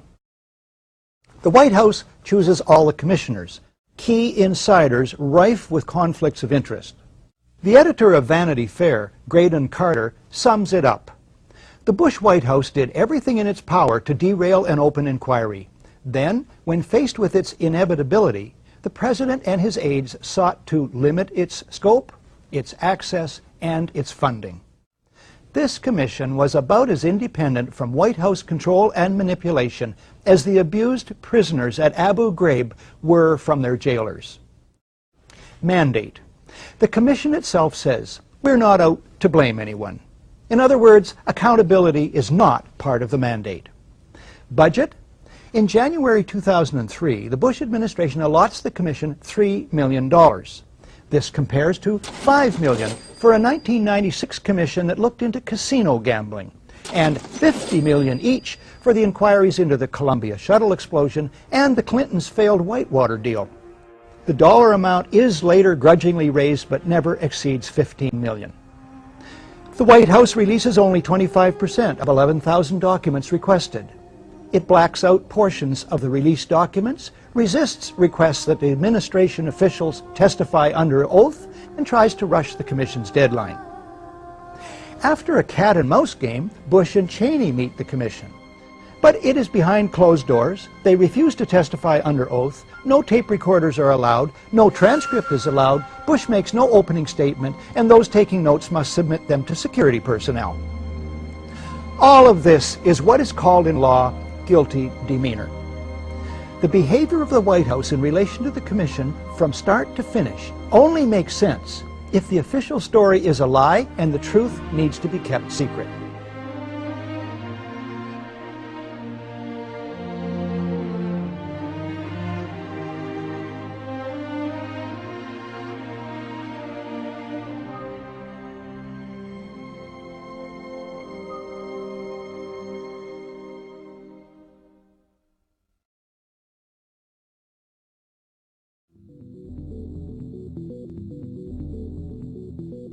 You know, George Bush has said that anybody that has any connections to Al-Qaeda should be arrested. Well, no one has greater connections to the Saudis and the House of bin Laden than the Bushes. They've been in business together for decades. George Bush actually started his first oil company way back in 1976 with a member of the bin Laden family and with their funds. My friends, the government had complete and total prior knowledge of the horrible events that happened here. And at the bare minimum, they allowed this tragedy to take place as a pretext to scare the population into total abject fear and then submission. In his film Fahrenheit 9/11, Michael Moore doesn't even talk about things that MSNBC and the Associated Press have reported on. That Osama bin Laden's code name in the CIA was Tim Osman. That he was a CIA asset trained in the 1970s and used against the Russians in the 1980s in Afghanistan. Then, of course, he helped against the Serbs in the late 1990s. Over and over again, Osama bin Laden has been used as a tool of the U.S. government and its interests. Anytime they need to create a crisis anywhere on the planet, bin Laden comes to their rescue as the fire starter they need to create the crisis so they can offer their solution. Or why didn't he talk about the huge 9/11 truth movement that sprung up right after 9/11, made up of hundreds of the victims' families of September 11th, alleging government involvement in the attacks? Why didn't the film talk about the official U.S. government plan to carry out terror attacks in America and blame it on foreign enemies? Operation Northwoods. It even called for hijacking jets by remote control and crashing them, bombing D.C., committing sniper attacks. No, Michael Moore didn't discuss this. Something ABC News and the Baltimore Sun were willing to do, Michael Moore wouldn't get near. In the 3 days after September 11, 2001, over 160 members of Osama bin Laden's family were flown out of the country to Saudi Arabia. This at a time when all commercial and private air traffic was grounded by the Pentagon. But that wasn't the only airlift. Seymour Hersh first broke the story at the New Yorker magazine about the airlift of evil. It was then picked up by major publications, but, well, forgotten into the memory hole. At the end of the 3-week-long Afghan war in Afghanistan, 8,000 Taliban and al-Qaeda leaders were loaded on U.S. government C-130s and flown out to Pakistan to safety. It had been their job to stir up the phony crisis in Afghanistan and then give George W. the fake victory. You see, it was a staged war. And this is one of the other big smoking guns of 9/11 government involvement that we're all supposed to forget about. Oh, the government admits they flew him out to safety, but Fox News said it was an accident. Yes, 8,000 Taliban and al-Qaeda cream the leaders being flown out to safety. And top generals were told to release Taliban generals. They were told, let them go. And some of the generals got angry and went public. The FBI has gone public, as well as the CIA.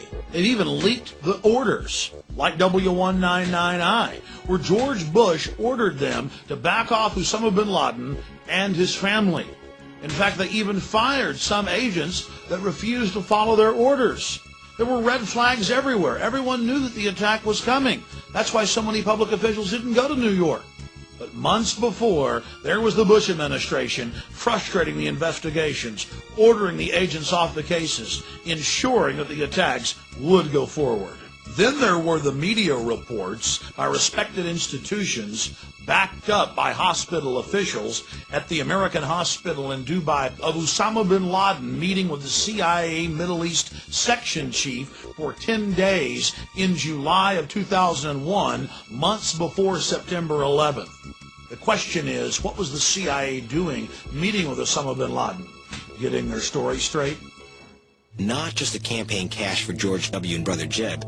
There was $1 billion the U.S. Treasury pumped into Brother Neil's bank, Silverado. And there's Brother Marvin. His investment funds are fattening on contracts for the war on terror. And Daddy, Bush Sr., became the first ex-president to sell his Oval Office connections for cash to oil companies and arms dealers. The Bushes are like other American dynasties. The Kennedys, the Rockefellers. But they've taken the game to a whole other level. See, the money gets them office, then the office gets them even more money. Call it the Bush cycle. and it's still rolling along.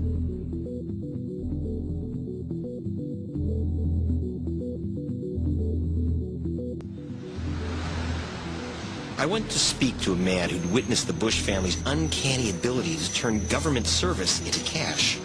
He'd occupied an inside seat in the spook world during the Reagan-Bush administration.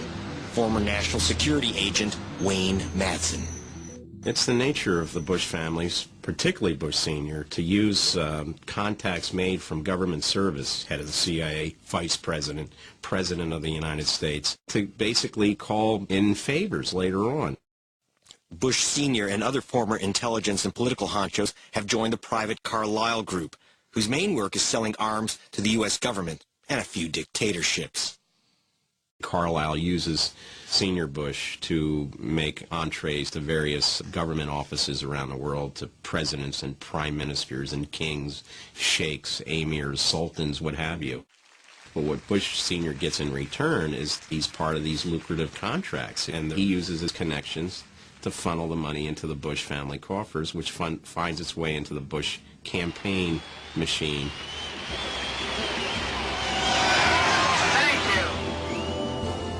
In 1988, George Bush Sr. won the presidency. At this time, a contract was awarded by the government of Bahrain to drill for oil in the Persian Gulf. Surprisingly, it went to a small-time Texas oil driller, Harken Energy, who had little experience in the field. I asked investigative reporter Pete Bruton, then with the Houston Chronicle, how this happened. Harken Oil in Texas gets an offshore contract to drill in the Persian Gulf. It was a big mystery to everyone. All the analysts, everybody said, how did this happen? Nobody understood why it happened. Why didn't Amoco, why didn't Texaco, Mobil, Exxon, BP, why didn't they get the contract? They had the capital. Harken didn't have any capital. And I found out it was because George W. Bush, the president's son, and our future president, was on the board of directors. This document is marked secret and WF, which means it walked its way out of the Washington Bureau of the FBI. It indicates that before the attack of September 11th, agents had wanted to question two members of a very powerful family for their connections to a suspected terrorist organization, Omar and Abdullah bin Laden. But the agents weren't allowed to. Now, what makes this family so special that they're protected from investigation? To find out what lay behind the Bush administration's reluctance to look into the bin Laden family, I went back to speak to our fighter pilot, Bill White. He went into business with a mysterious figure, James R. Bath, who managed the U.S. funds of a powerful Saudi family. I met many times with Salim bin Laden, Osama bin Laden's older brother, both in business settings and in social settings. We had parties there where a lot of the dignitaries and big business bigwigs would party with the Arabs, so it was like La La Land. These guys drove around in limousines with suitcases full of cash. It was just amazing. And those suitcases full of cash found their way from bin Laden to a man named James R. Bath. Bath actually presented me with a copy of a trust agreement, a one-page trust agreement that was signed in 1976 that appointed him as sole and exclusive representative for the Saudi bin Laden family in the United States of America and all their business ventures. And that bin Laden money allowed Bath to invest in another flyboy, our future president. Oh, that's right, George Bush Jr. and our Busto. That's correct. Do you know about that? Well, I know about it because Jim and I had to provide our personal financials to our lenders, and so I looked at his personal financial, and they're, plain as day. It said, our Busto 79, $25,000, or Busto 80, $25,000. So Bush's oil capital came from Bath, and Bath's money came apparently from the bin Ladens. But why would they plow money into W's oil company? The money that Bath put into our Busto was nothing but an extension of this quid pro quo relationship between the Saudi royal family and the Bushes. The Saudi royal family was deathly afraid of the Ayatollah Khomeini and the radical Islamic movement. And so at that point in time, they went to the Bushes and said, look, protect us from the Ayatollah and these radical fundamentalists, and we'll give you whatever you want for your campaigns and to fund your kids' business interests, to fight your secret wars.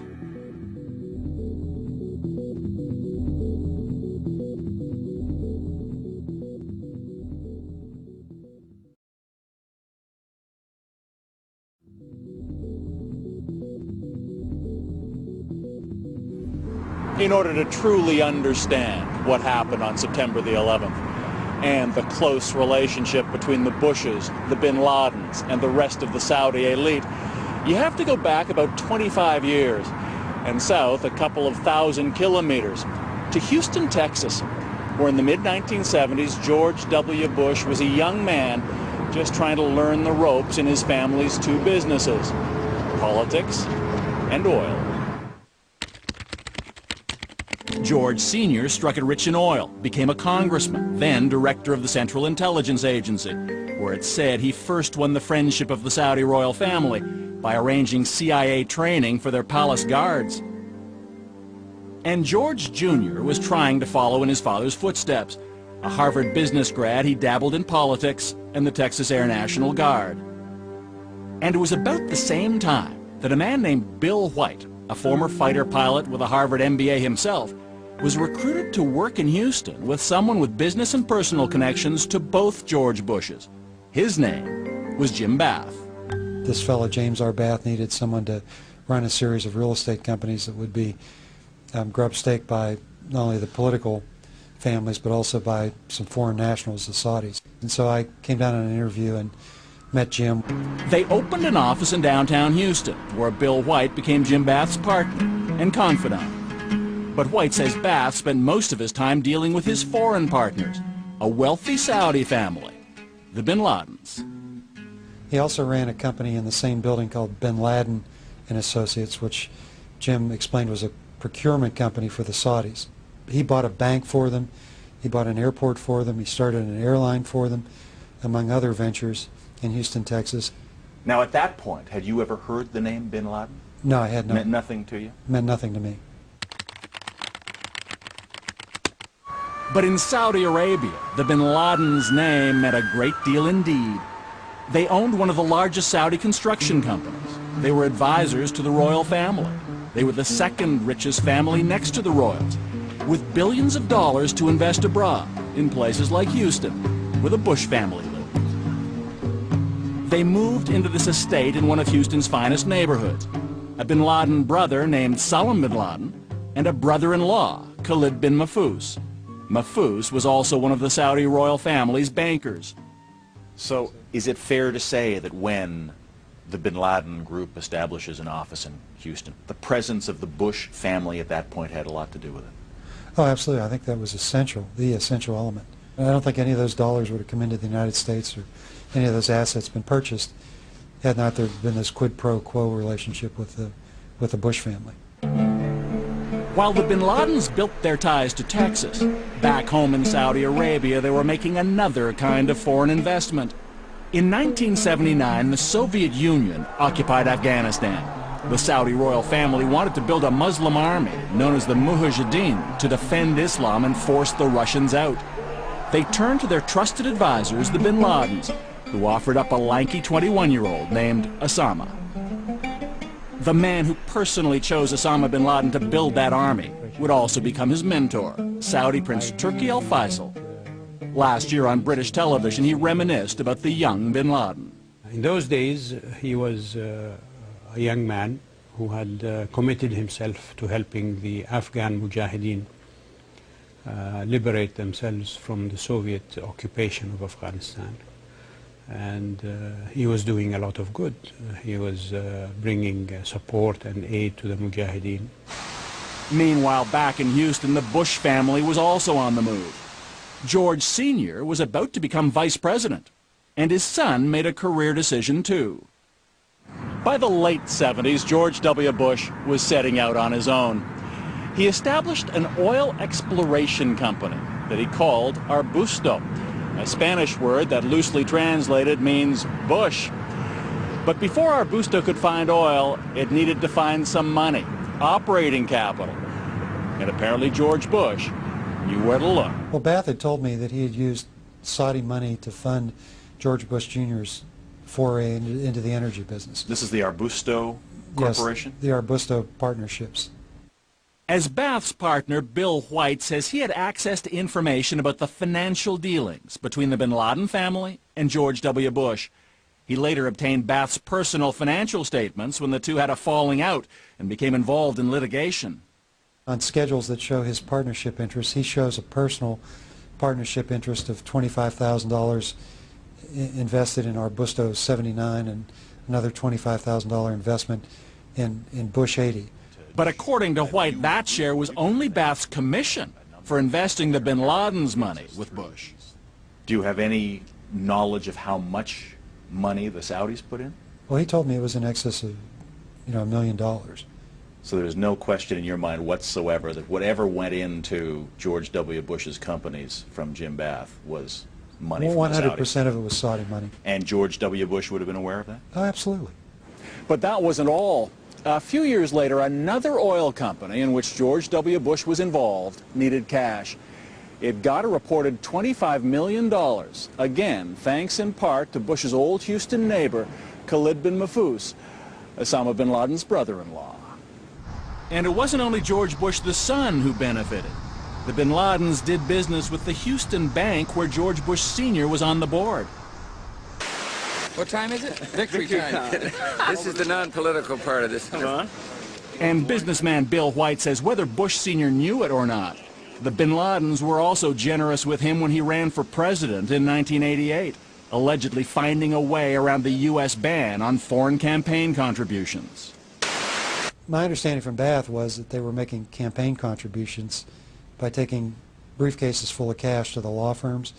They would give the cash to the lawyers, and then each of the lawyers in turn would make a $1,000 campaign contribution to Bush. Which would presumably be against electoral law in the U.S. Well, it is against the law, but it's obviously covered by virtue of the attorneys making the contributions. And when George Bush Sr. became president, as with George W. more than a decade later, the Saudis occupied a special place at the White House.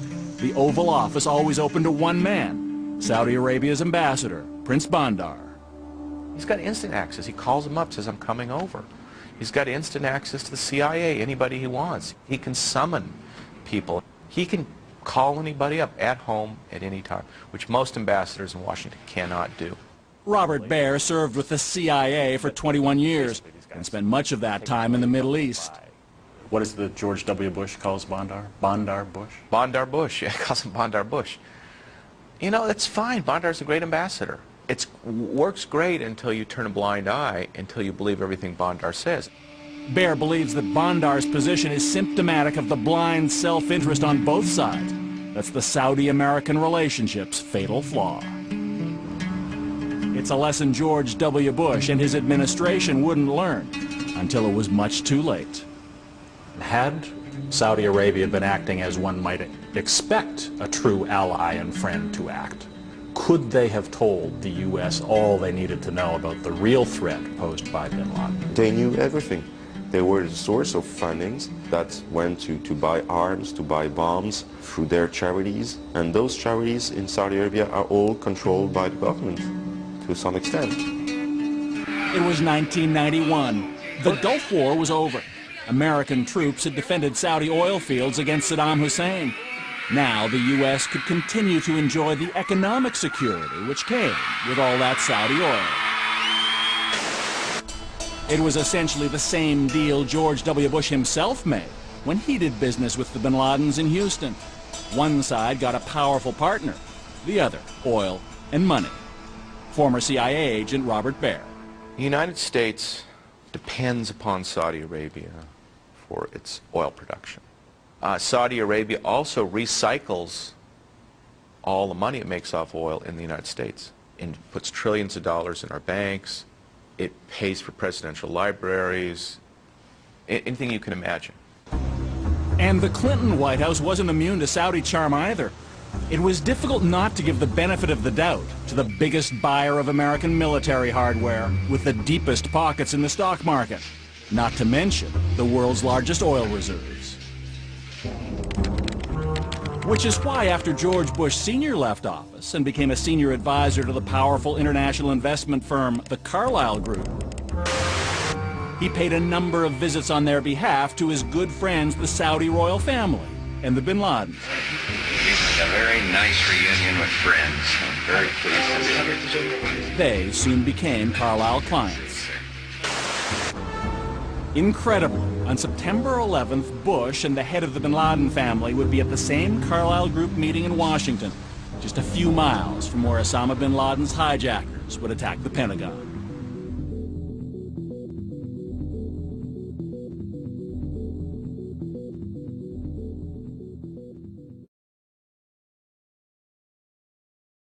Osama bin Laden is not an easy subject.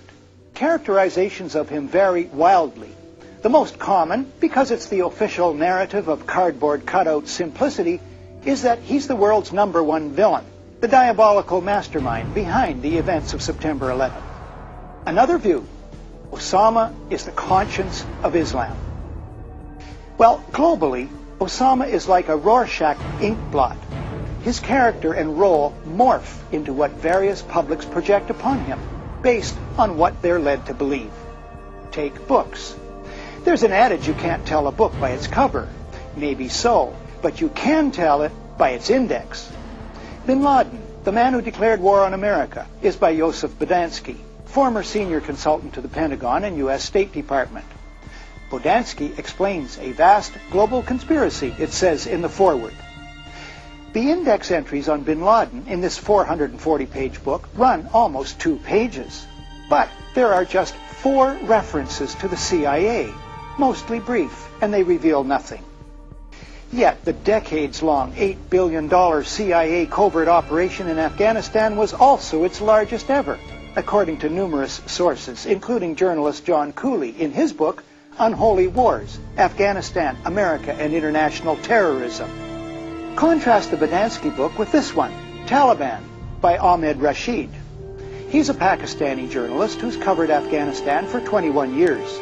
In his index are 8 entries about bin Laden and 11 about the CIA. Now back to bin Laden. What do most sources agree on? We know bin Laden is born in Saudi Arabia in 1957. Okay, we're not sure about the year. His father becomes a close friend of the king and fabulously wealthy. Bin Laden Corporation becomes one of the largest construction companies in the Middle East.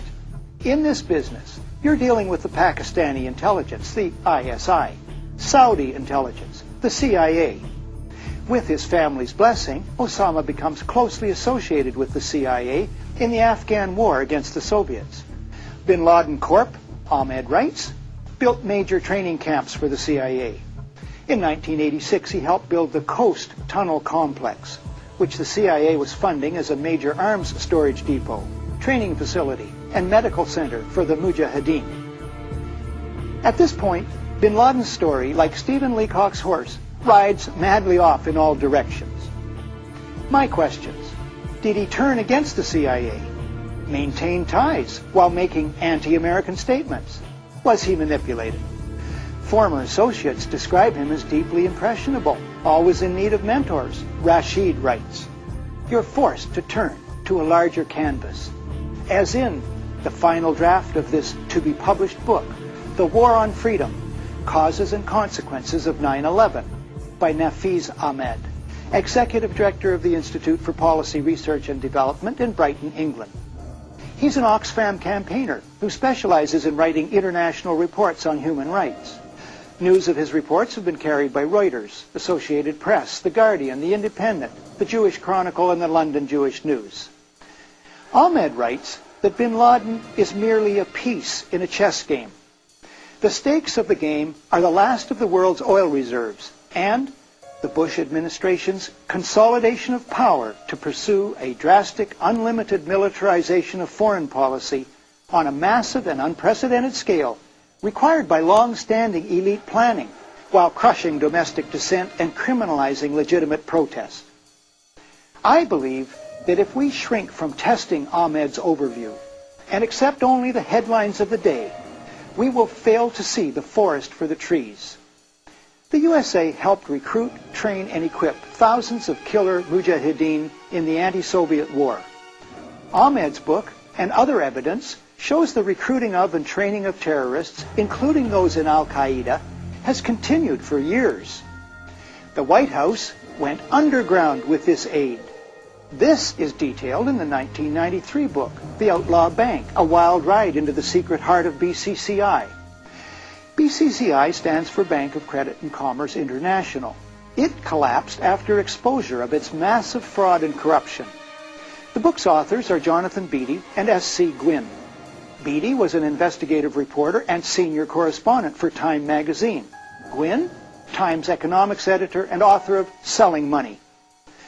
Further evidence of the long and deep involvement of the CIA in terrorism is found in the 1987 book, Crimes of Patriots, a true tale of dope, dirty money, and the CIA, by Jonathan Whitney. Whitney, at the time, had been a Wall Street Journal reporter for 16 years. He wrote that neither the director of the CIA nor the deputy director had, in his career, shown any reluctance to shed American or foreign blood in covert military operations. The book details how some of the biggest names in American defense and intelligence were involved in an operation that promoted the dope trade, tax evasion, and gun running. Michael Springman is a Washington lawyer. He worked for the U.S. State Department's Foreign Service for 20 years. He spent 2 years as chief of the visa section at the U.S. consulate in Jeddah, Saudi Arabia. He says superiors repeatedly ordered him to issue visas to unqualified applicants. It was illegal. He protested. He's just written this article in the reputable Covert Action Quarterly of Washington, D.C., and was interviewed by the CBC radio program Dispatches. I had not been protesting fraud. What I was protesting was, in reality, an effort to bring recruits, rounded up by the agency and Osama bin Laden, to the U.S. for terrorist training by the CIA. He details numerous cases. The State Department did not run the consulate in Jeddah. The CIA did. Of the roughly 20 Washington Dispatch staff there, I know for a certainty that only 3 people, including myself, had no ties, either professional or familial, to any of the U.S. intelligence services. Now, what bugs me to no end is that mainstream media journalists function as if these books, written by the most professional in their own ranks, they function as if these books don't exist. Fellow journalists, the dots exist. For goodness sakes, connect them while you can.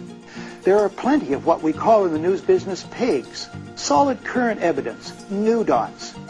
But these dots, past and present, are never connected.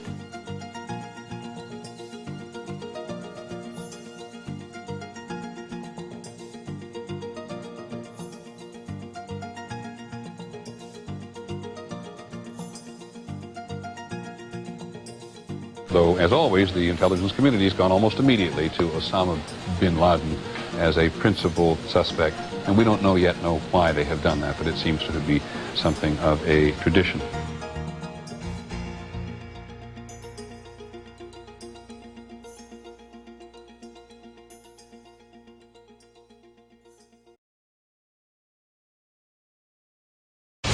We have not seen one piece of evidence that links Osama bin Laden directly to the planning stages of September 11th. This failure to provide proof was later said to be unnecessary because bin Laden, in a video allegedly found in Afghanistan, admitted responsibility for the attacks. But the man in this video has darker skin, fuller cheeks, and a broader nose than the Osama bin Laden of all other videos. We again seem to have planted evidence. The head of Pakistani intelligence at the ISI, Mahmoud Ahmed, requested Omar Sheikh to wire $100,000 to Mohammed Atta, who was the lead hijacker. Hijacker Mohammed Atta received wire transfers via Pakistan. The man sending the money to Atta is believed to be Ahmed Umar Saeed Sheikh. Omar Sheikh admitted he was supported by the Pakistan government's intelligence service, the ISI. We know that the men who were supposedly the hijackers had their houses, cars, credit cards paid for by the U.S. government. They were, in truth, agents. Number 10, top reason for thinking the hijackers are fake. Their names do not appear on any passenger manifest. That's not easy to arrange, my friends. If you know of any other case, I'd be interested in hearing it. Number 9, none of them were subject to any autopsy. Would have been interesting, powerful evidence if in fact we had some bodies here to offer some proof, but there is none. Number 8, top 10 reason for thinking these hijackers are fake. 5 to 7 at least have turned up alive and well and living in the Middle East. They've even been interviewed by the BBC and The Guardian in the UK. Now, I dare say that if they were actually killed in the impact of these airliners, then it's even more difficult to imagine how they could have arranged those interviews. Walid al-Shari is a Saudi Airlines pilot in Casablanca, Morocco. Wael M. al-Shari is alive and well. Abdulaziz al-Amari is a Saudi Airlines pilot living in Saudi Arabia. Mohand al-Shari is alive in Saudi Arabia. Khalid al-Madar is a computer programmer in Mecca. Salam al-Hamzi works at a chemical plant in Yanbo, Saudi Arabia. Saeed al-Ghamdi is training to be a pilot in Tunis. Ahmed al-Nami is an administrative supervisor for Saudi Airlines. And last but not least, Mohammed Atta's father claimed to receive a phone call from his son on September 12th. 14 of the hijackers based their training in Florida, and the 5 that allegedly hijacked Flight 77 lived in a motel right outside the gates of the NSA. But here's one of the biggest pieces of evidence. You all heard them say that a paper passport fell out of one of the towers and was picked up by a police officer on the street. This plane flies into the building, explodes with jet fuel out of the guy's jacket, goes through the fireball, through the side of the plane, out of the burning building, fire shooting out, and comes down to the ground unscathed. But something happened. For 6 months they reported they had this passport. Boy, we've got it, we've got the proof. And then the guy stood up and was alive in the Middle East, and they pulled it and said, oh, that was a mistake. He wasn't a hijacker, and the story just disappeared. Reason number 7, the FBI nevertheless has not revised its list. This is quite surprising. They have to be aware. David Ray Griffin's second book on 9/11, the 9/11 Commission Report, Omissions and Distortions, makes this point as his number 1 item. They have to know, yet they have not revised their list. As an aside, I expect we're going to see some backtracking and equivocating now, and they're going to be saying, well, maybe they aren't really sure about all the names on their list. But listen to this. Reason number 6. A special agent of the FBI by the name of Flagg, F-L-A-G-G, has explained that the FBI knew almost immediately the names of all 19 hijackers because they discovered a piece of luggage left by Mohammed Atta when he had driven up to Portland, Oregon, and then turned around and rushed down to Logan just in time to participate in the hijacking of a plane from that airport. According to Flagg, this piece of luggage Atta left behind included not only a terrorist manual, but a very convenient list of the 19 hijackers. And I say, well, that's really quite stunning, considering 5, 6, or 7 of these guys have turned up alive and well. How can you explain that? And that, incidentally, gives new meaning to the word false flag.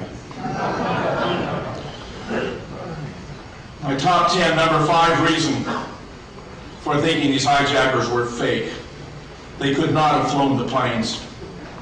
Neelis Agadavan, among others, who's a pilot and aeronautical engineer, has studied their training background, and it's simply preposterous to presume these guys who could barely get a Cessna off the ground could have piloted a commercial airliner and brought it to its target. It's preposterous. Top 10 reason number 4. Those cell phone calls that we've heard so much about could not have been made at the altitudes and speeds these planes were flying. A.K. Dubny, a professor of computer science from Western Ontario, has taken cell phones of different makes and models on different flights around the country and discovered at altitudes above 2,000 feet and speeds of about 230 miles an hour that cell phone connections become fewer and farther between. They would have been impossible. And that, of course, would include the one you've all heard about from alleged passenger Mark Bingham, where he calls his mother and says, "Mom, this is Mark Bingham. You believe me, don't you?" Top 10 reason number 3. During the trial of the alleged 20th hijacker, Zacarias Moussaoui, a tape was played. A tape recording was played allegedly from Flight 93. which included the passengers discussing how they were going to attempt to break down the cabin door using a drink cart. One astute student of the case wrote me to point out that this was ostensibly a cockpit voice recording, and that cockpit voice recorders do not record voices in the passenger compartment. Top 10 reason number 2 why these hijackers appear to be fake. The last words attributed on that tape to the hijackers who are facing imminent death was Allah Akbar, which is Arabic for God is great, God is great. According to a Muslim member of Scholars for 9/11 Truth, the last words that a devout follower of Islam should say when confronting imminent death is not those words, but rather, in Arabic, there is but one God, Allah, and Muhammad is his prophet. I therefore suggest that the writers assigned to this script simply didn't know enough to get it right. Number 1, top 10 reason number 1 for believing these hijackers were fake. Zacarias Moussaoui, this April, was subjected to a trial to determine whether he should be punished by life imprisonment or even death for not coming forward to reveal the plot which the government maintained, had he done, would have enabled the government to have intervened and saved lives. I make 3 observations. A year before, Zacarias Moussaoui confessed to a different plot. He had acknowledged that he had been involved in a plot to fly a plane into the White House in order to extort release of a terrorist, a sheik who had been imprisoned for terrorist activities in 1993. He denied he had anything to do with 9/11. A year later, the federal government has played a shell game, and now they're insinuating and implying he had something to do with 9/11. As my good friend Webster Tarpley has observed, this man had no obligation to come forward and to confess his involvement in a plot. Even if he had been involved in 9/11, we still have something here known as the Fifth Amendment. He had no obligation to incriminate himself. Third, and most tellingly, and this must have been incredibly embarrassing to the government, an FBI agent testified he'd been following Moussaoui. He'd been observing him taking this flight training. He had suspected that he might be involved in a terrorist plot, even to fly planes into the trade towers, though he suggested later that was merely a lucky guess. He testified under oath that he had told his superiors about his suspicions, not once, not twice, 70 times. And I say to you, 5 or 6 might be excused as ordinary incompetence. 20 or 25 may be criminal neglect. 70 times has to have been a matter of direct policy, deliberate policy. They were keeping these guys in reserve so they could use them as their cover story when the government itself perpetrated these dastardly terrorist acts.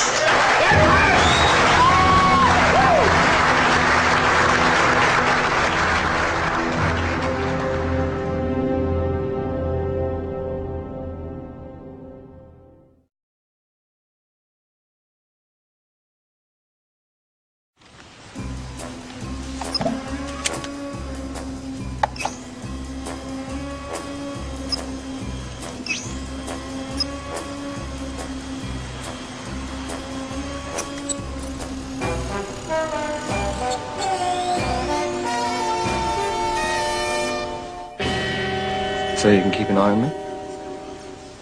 Yes.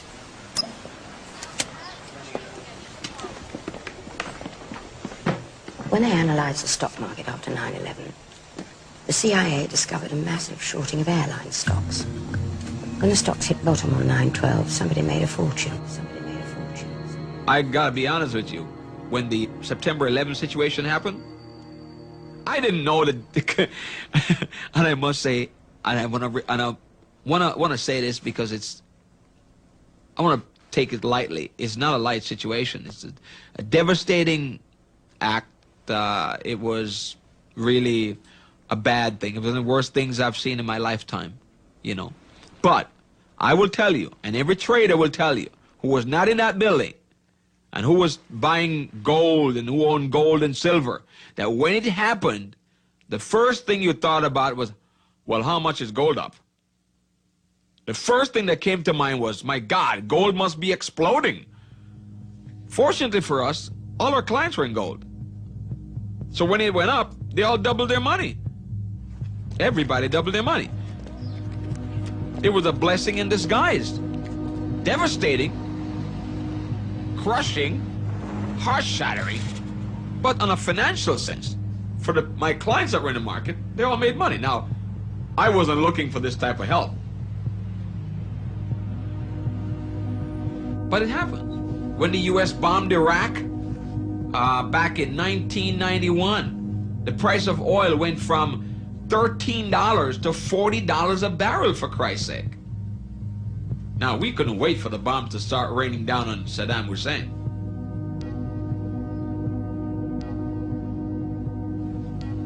We were all excited. We wanted Saddam to really create problems. Do whatever you have to do. Set fire to some more oil wells because the price is going to go higher. Every broker was chanting that. There was not a broker that I know of that wasn't excited about that. This was a disaster. This was something that was, catastrophe happening, bombing, wars. In devastation, there is opportunity. Opportunity, opportunity, opportunity, opportunity, opportunity. A put option is a bet that a stock price is going to fall. If one were to put a single put option contract on American Airlines at $30 a share, and the stock fell to $18, one could purchase 100 shares at $18 and immediately sell them for $30, netting a profit of $12 a share. This is exactly what happened on a far larger scale with many companies around the world on 9/11.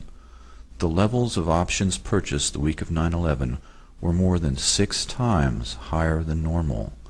A former member of the German parliament, then responsible for oversight of the German Secret Service, estimated that profits by insider traders were $15 billion.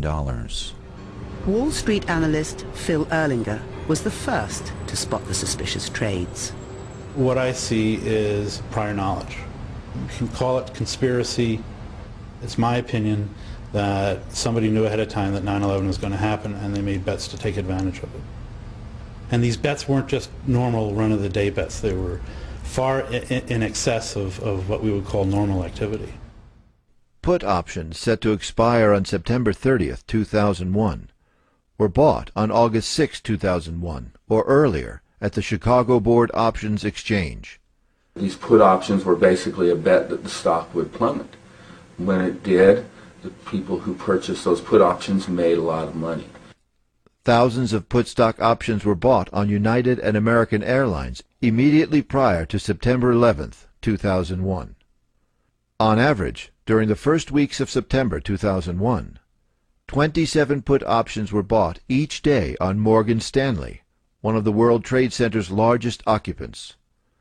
The total of its put options for the 3 days prior to the attacks was 2,157. Merrill Lynch, also in the WTC, saw 12,215 put stock options. That is 12 times its normal level.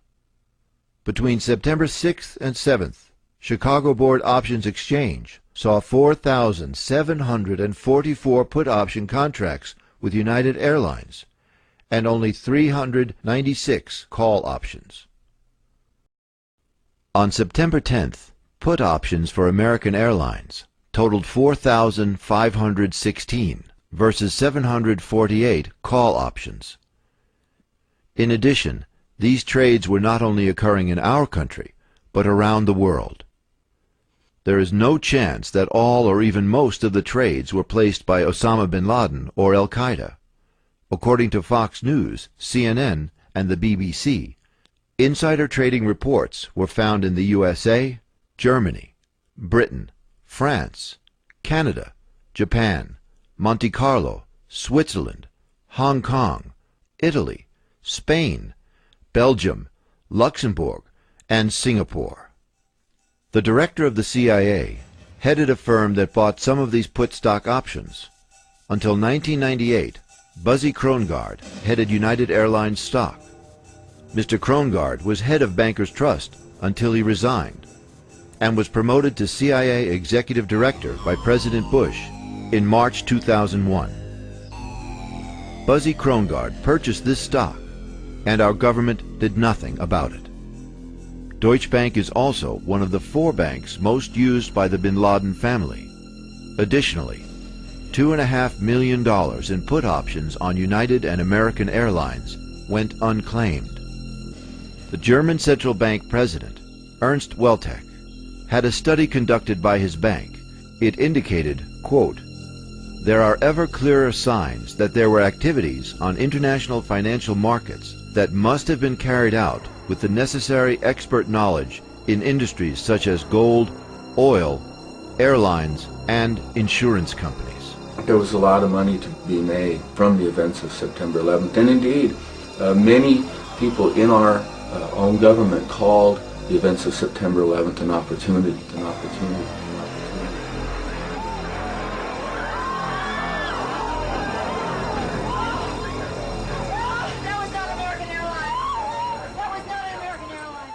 The firm used to place the put options on United Airlines stock was managed until 1998 by the man who is now the number 3 executive director position at the CIA.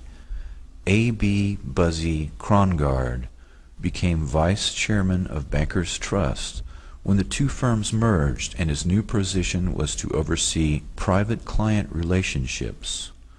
Krongard had a special hands-on relationship with some of the wealthiest people in the world in a specialized banking operation that Senator Carl Levin identified as being connected to the laundering of drug money. Bankers Trust was acquired by Deutsche Bank in 1999 to form the single largest bank in Europe. Before 9/11, Kevin Ingram, an executor for Bankers Trust Deutsche Bank, pled guilty to laundering money to finance terrorist operations for groups linked to Osama bin Laden. Deutsche Bank has been a favorite of the bin Laden family and was connected to the hijackers and their support network. Deutsche Bank had corresponding relationships with banks in Bahrain and Kuwait that served George W. Bush when he engaged in illegal insider trading of shares of his company Harkin Energy. Both banks, Kuwait Finance House and Faisal Islamic Bank of Bahrain, had dealt with Al-Qaeda and bin Laden. But when the Bush administration released its worldwide list of suspect financial institutions vowing to track down terrorist financing, neither bank was on the list. Mayo Shattuck III is a powerful force in the financial world. Head of the Alex Brown Deutsche Bank on 9/11, he had previously been involved in Enron, helping them conceal their massive debt, as well as involved in an insider trading scam involving Adnan Khashoggi's Genesis Intermedia immediately before 9/11. He was midway through a 3-year, $30 million contract as head of Alex Brown when the attacks came, and under his management, some of the illegal trades on United Airlines were placed. Mayo Shattuck has taken over Alex Brown operations in 1997 after Krongard had officially gone to the CIA in 1998. Mayo Shattuck III resigned on the day after 9/11.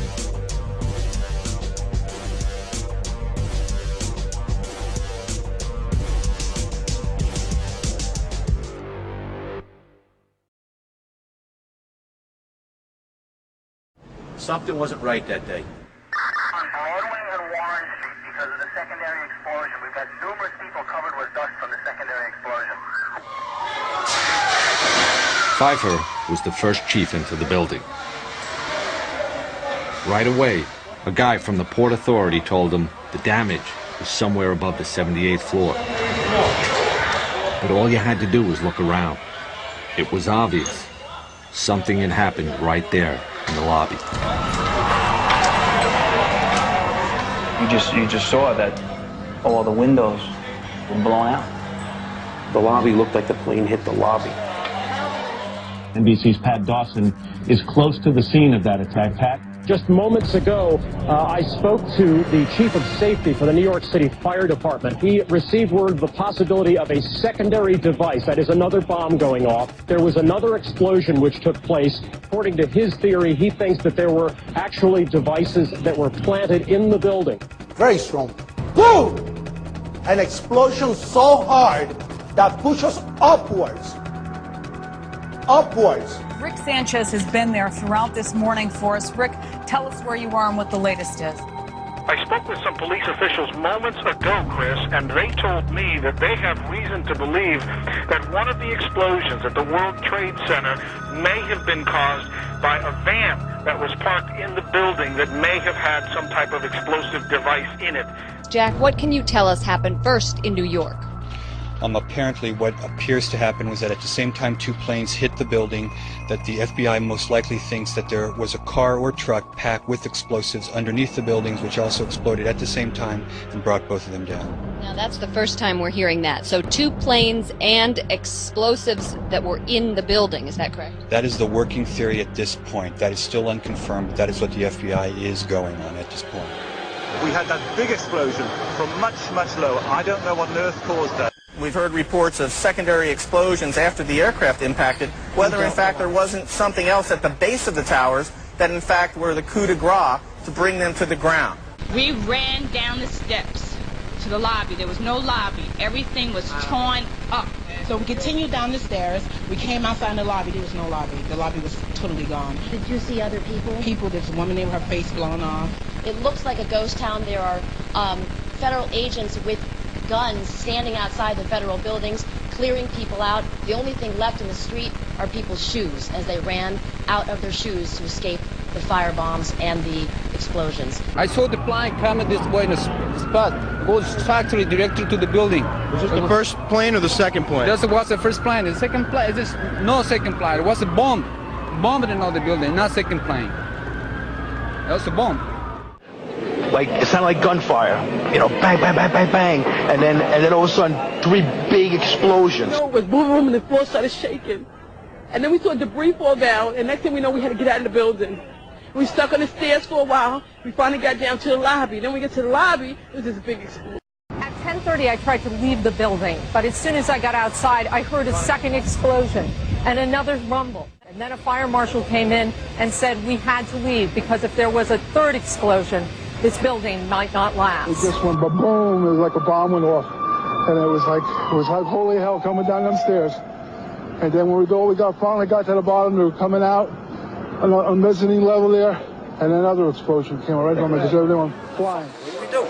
We made it outside. We made it about a block. We made it at least 2 blocks, and we started running. Floor by floor, it started popping out. It was if they had detonated. Yeah, as if they were planned to take down a building. Boom, boom, boom, boom, boom, boom, boom, boom. All the way down. I was watching it and running. Just ran. As we were getting our gear on and making our way to the stairway, there was a heavy-duty explosion. A truckload of explosives was discovered around the George Washington Bridge. That bridge links New York to New Jersey over the Hudson River. Whether the discovery of those explosives had anything to do with other events of the day is unclear, but the FBI has 2 suspects in hand, said that enough explosives were in the truck to do great damage to the George Washington Bridge. Yeah, here's one of the guys who can tell you I'm okay, all right? Here, hold on. You want to call your mother or something? You gotta get back from here. Mom, Dad, you gotta get back. All right? Don't worry about me. You need to make calls right now. All right. The bomb in the building started clearing out. Sorry, you said it was a bomb? What'd you say? The bomb in the building started clearing out. Got it. Started walking down the stairs. We made it to the 8th floor. Big explosion. Blew us back into the 8th floor. Keep your eye on that building as they're coming down. The building is about to blow up. Moving back. All right, guys. We are looking back. There's a building about to blow up.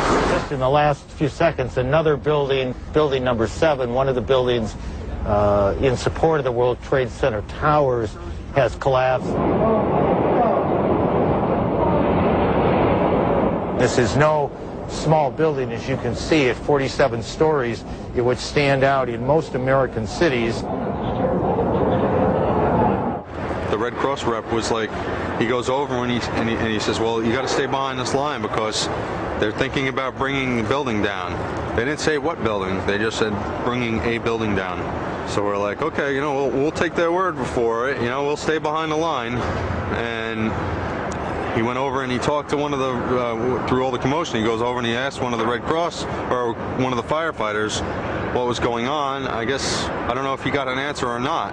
He came back over with his hand over the radio, and what sounded like a countdown. And at the last few seconds, he took his hand off, and you heard 3, 2, 1, and he was just saying, just run for your life, just run for your life. And then it was like another 2, 3 seconds, you heard explosions. Like, boom! It's like a distinct sound. It's not like when compression, like boom, boom, boom, boom, boom, like floors that were dropping and collapsing. This was boom, and like you felt a rumble in the ground, like almost like you wanted to grab onto something. That, to me, I knew that was an explosion. There was no doubt in my mind. I remember getting a call from the fire department commander telling me that they were not sure they were going to be able to contain the fire. And I said, you know, we've had such terrible loss of life. Maybe the smartest thing to do is pull it. And they made that decision to pull, and then we watched the building collapse.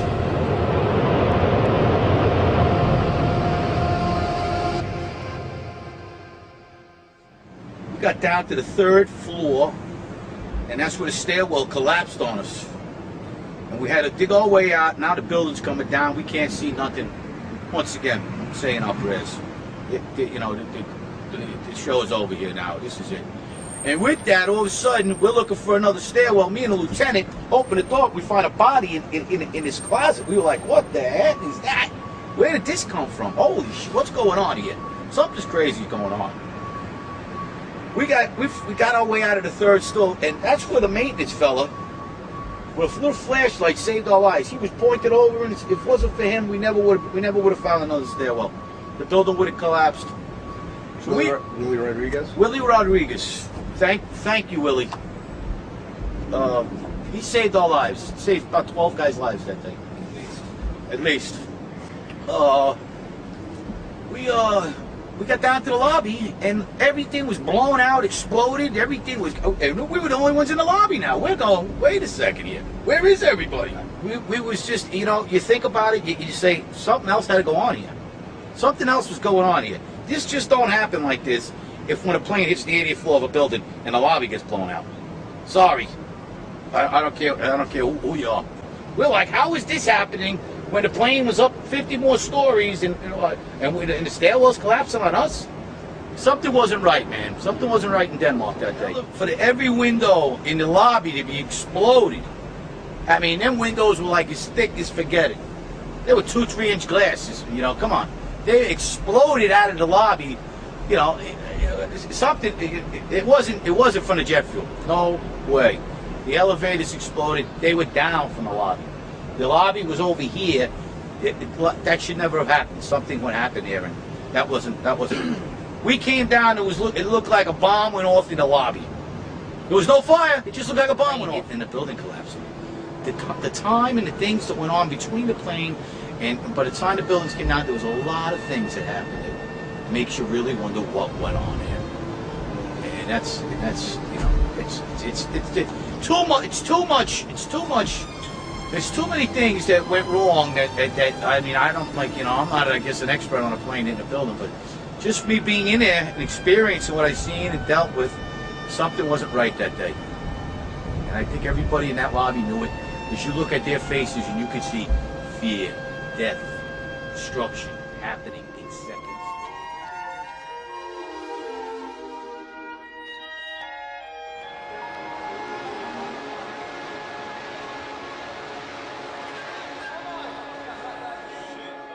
It's gone, man.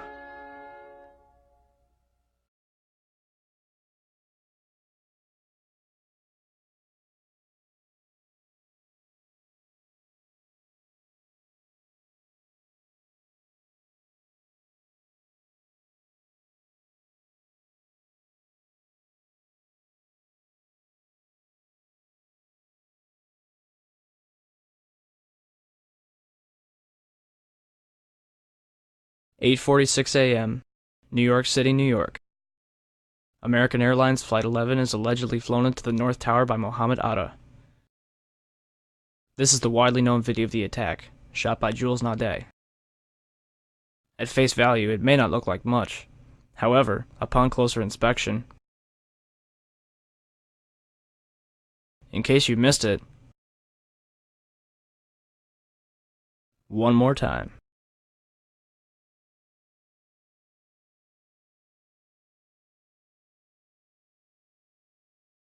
If you look closely, you'll notice that the shadow of the plane meets the building after the flash occurs. This means that the flash is not the fuselage colliding with the building, but rather a separate event. Not to mention that the flash is twice as wide as the fuselage itself. Within minutes of the attack, news teams from all over the city had their cameras trained on the World Trade Center. Therefore, the second impact was covered by almost every conceivable angle. This footage was shot by CNN.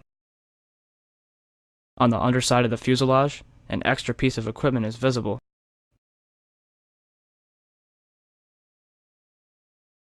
When questioned about this, Boeing representatives refused to discuss it. This is what the underside of a Boeing 767 should look like. The following footage is taken from the documentary Why the Towers Fell. Whoa, whoa, whoa. Bring it back.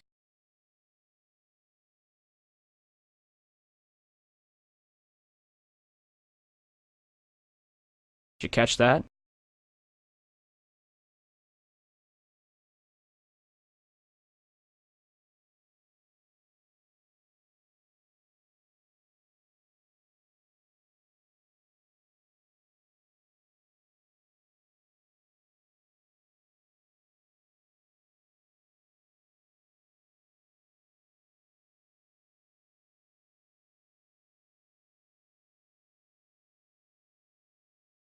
"8:46 a.m., New York City, New York. American Airlines Flight 11 is allegedly flown into the North Tower by Mohammed Atta. This is the widely known video of the attack, shot by Jules Naudet. At face value, it may not look like much. However, upon closer inspection, in case you missed it, one more time.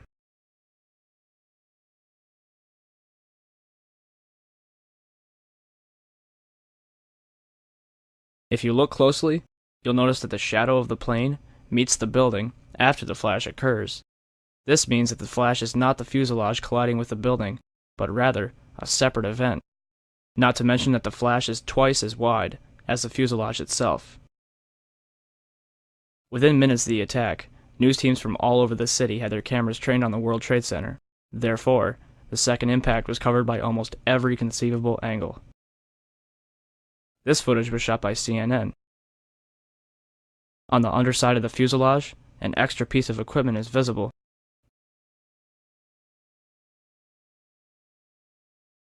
When questioned about this, Boeing representatives refused to discuss it. This is what the underside of a Boeing 767 should look like. The following footage is taken from the documentary Why the Towers Fell. Whoa, whoa, whoa. Bring it back.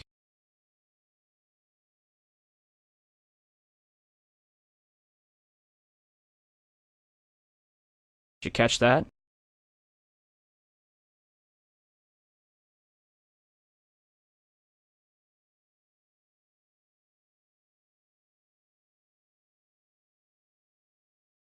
A missile is fired seconds before impact.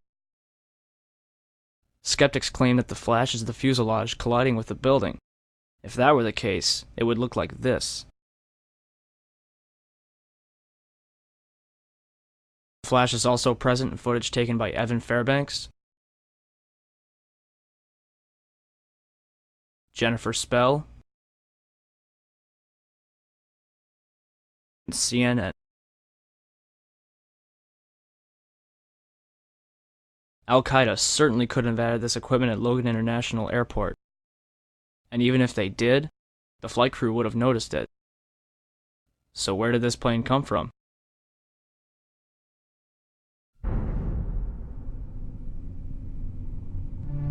Yeah, here's one of the guys who can tell you I'm okay, all right? Here, hold on. You want to call your mother or something? You gotta get back from here. I know that. You gotta get back. All right. Smoking.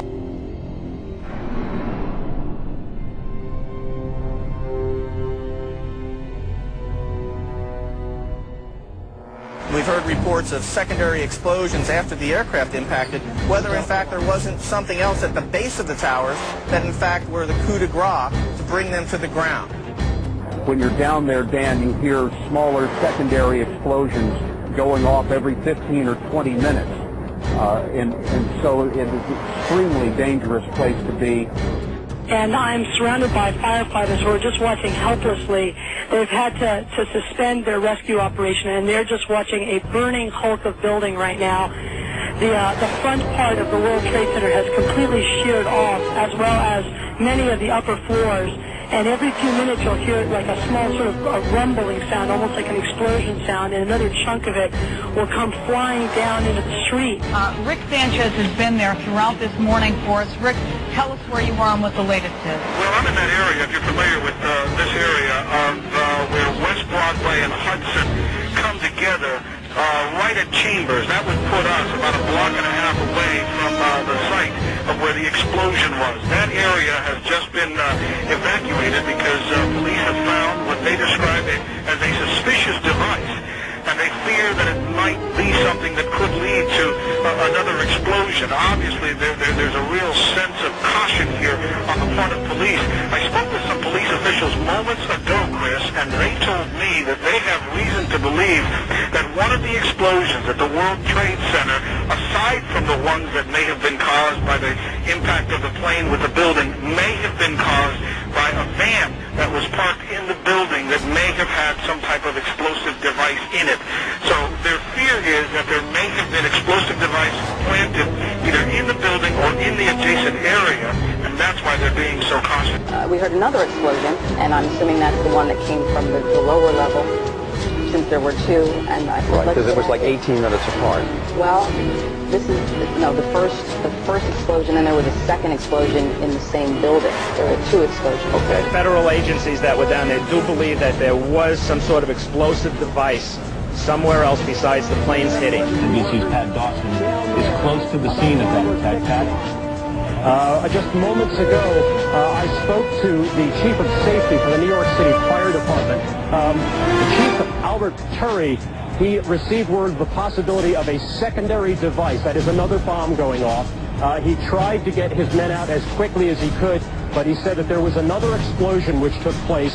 And then an hour after the first hit here, with the first crash that took place, he said there was another explosion that took place in one of the towers here. He thinks that there were actually devices that were planted in the building. The second device, he speculates, was probably planted in the building. First one and then the other. Some say after secondary explosions. We understand now there has been a secondary explosion on Tower 2. If you wish to bring anybody who's ever watched a building being demolished on purpose knows that if you're going to do this, you have to get at the under infrastructure of a building and bring it down.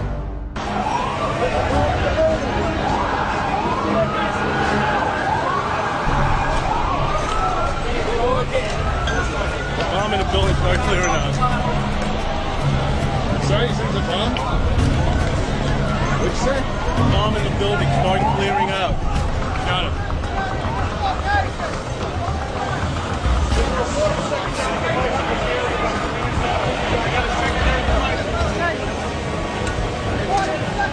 So tell me how you're feeling. How did you get there? What happened to you? I worked for the Trade Center. I'm one of the carpenters, and I was going to go do a job. And I got on the elevator, and the freight elevator, and I heard the first explosion, and the elevator blew up, the doors blew up, and it dropped, and I was lucky that the elevator got caught between two floors. Which floors? The B levels, the basement levels, with all the all the mechanics on. There was another big explosion in the other tower. Flames coming out of this billowing grey smoke.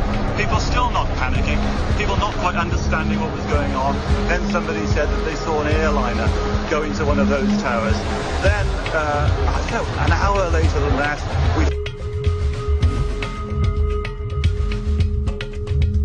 had that big explosion from much, much lower. I don't know what on earth caused that. At 10:30, I tried to leave the building, but as soon as I got outside, I heard a second explosion and another rumble and more smoke and more dust. I ran inside the buildings, the chandelier shook, and again, black smoke filled the air. Within another 5 minutes, we were covered again with more silt and more dust. And then a fire marshal came in and said we had to leave because if there was a third explosion, this building might not last. As we were getting our gear on and making our way to the stairway, there was a heavy-duty explosion. Some of the people out, then there was some secondary explosions, and then subsequent collapses. So I don't know how many people were in there. I know there was a lot of firefighters. New York's bravest never had a chance. We really never even got to that close to the building. An explosion blew and it knocked everybody over. The FBI is here, as you can see. They had roped this area off. They were taking photographs and securing this area just prior to that huge explosion that we all heard and felt. Most of the victims so far were people outside the blown-up buildings. Like, it sounded like gunfire. You know, bang, bang, bang, bang, bang, and then all of a sudden, 3 big explosions. To me, it sounded like an explosion. Then the building, the rolling sound sounded like the building collapsed. The floors collapsed down. I saw it blow and then ran like hell. Thank God. I'm 69, but I can still run. It just went ba-boom. It was like a bomb went off. And it was like holy hell coming down them stairs. And then when we finally got to the bottom, they were coming out on a mezzanine level there. And then other explosions came right from it because everyone was flying. We just saw that as well. The second tower, the only one that was standing, tower number 1, we saw some kind of explosion, a lot of smoke come out at the top of the tower, and then it collapsed down onto the street. Next thing we know, it was boom, and the floor started shaking. And then we saw debris fall down, and next thing we know, we had to get out of the building. We stuck on the stairs for a while. We finally got down to the lobby. Then we get to the lobby, it was this big explosion. Well, me and Mr. Hess, Corporation Counsel, were on the 23rd floor. I told him we got to get out of here. We started walking down the stairs. We made it to the 8th floor. Big explosion. Blew us back into the 8th floor. I was making my way to the foot of the World Trade Center. Suddenly, while talking to an officer who was questioning me about my press credentials, we heard a very loud blast, an explosion. We looked up, and the building literally began to collapse. Rose Arcee, one of our CNN producers, is on the phone. Rose, what do you got? I'm about a block away, and there were several people that were hanging out the windows right below where the plane crashed, when suddenly you saw the top of the building start to shake, and people began leaping from the windows in the north side of the building. You saw 2 people at first plummet, and then a third one, and then the entire top of the building just blew up, and splinters of debris are falling on the street. When I tried to save people, in a moment we heard a big explosion coming down. Everything just went black. Everything came down, glass started popping. People got hurt, stuff went on top of them, and it was a big explosion. Everything got dark, real dark, like snow. You can see behind me, oh, this is not snow, this is all from the building. It was a terrible nightmare. Because I was down in the basement, all of a sudden we heard a loud bang, and the elevator doors blew open. Some guy was burnt up, so I dragged him out. His skin was all hanging off. The streets of the financial district covered with debris, in some cases ankle deep. Cars on fire, cars just turned by the force of the explosions. It was like something no one had ever seen. This huge, incredible force of wind and debris actually came up the stairs, knocked my helmet off, knocked me to the ground. I was about 5 blocks away when I heard explosions, 3 thuds, and turned around to see the building we just got out of. Antenna tip over and fall in on itself. We started floor by floor, it started popping out. It was if they had detonated. Detonated. Take down a building. I go downstairs, the foreman tells me to go to remove the containers. As I'm walking by the main freight car of the building, in the corridor, that's when I got blown. I mean, the impact of the explosion, of whatever happened, it threw me to the floor, and that's when everything started.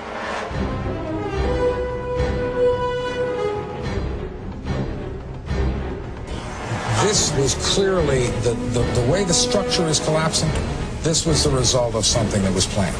It's not accidental that the first tower just happened to collapse and then the second tower just happened to collapse in exactly the same way.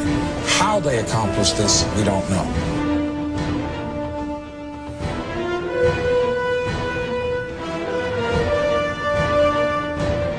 I tell you what, a person who believes that this wasn't set up by our own government is an idiot.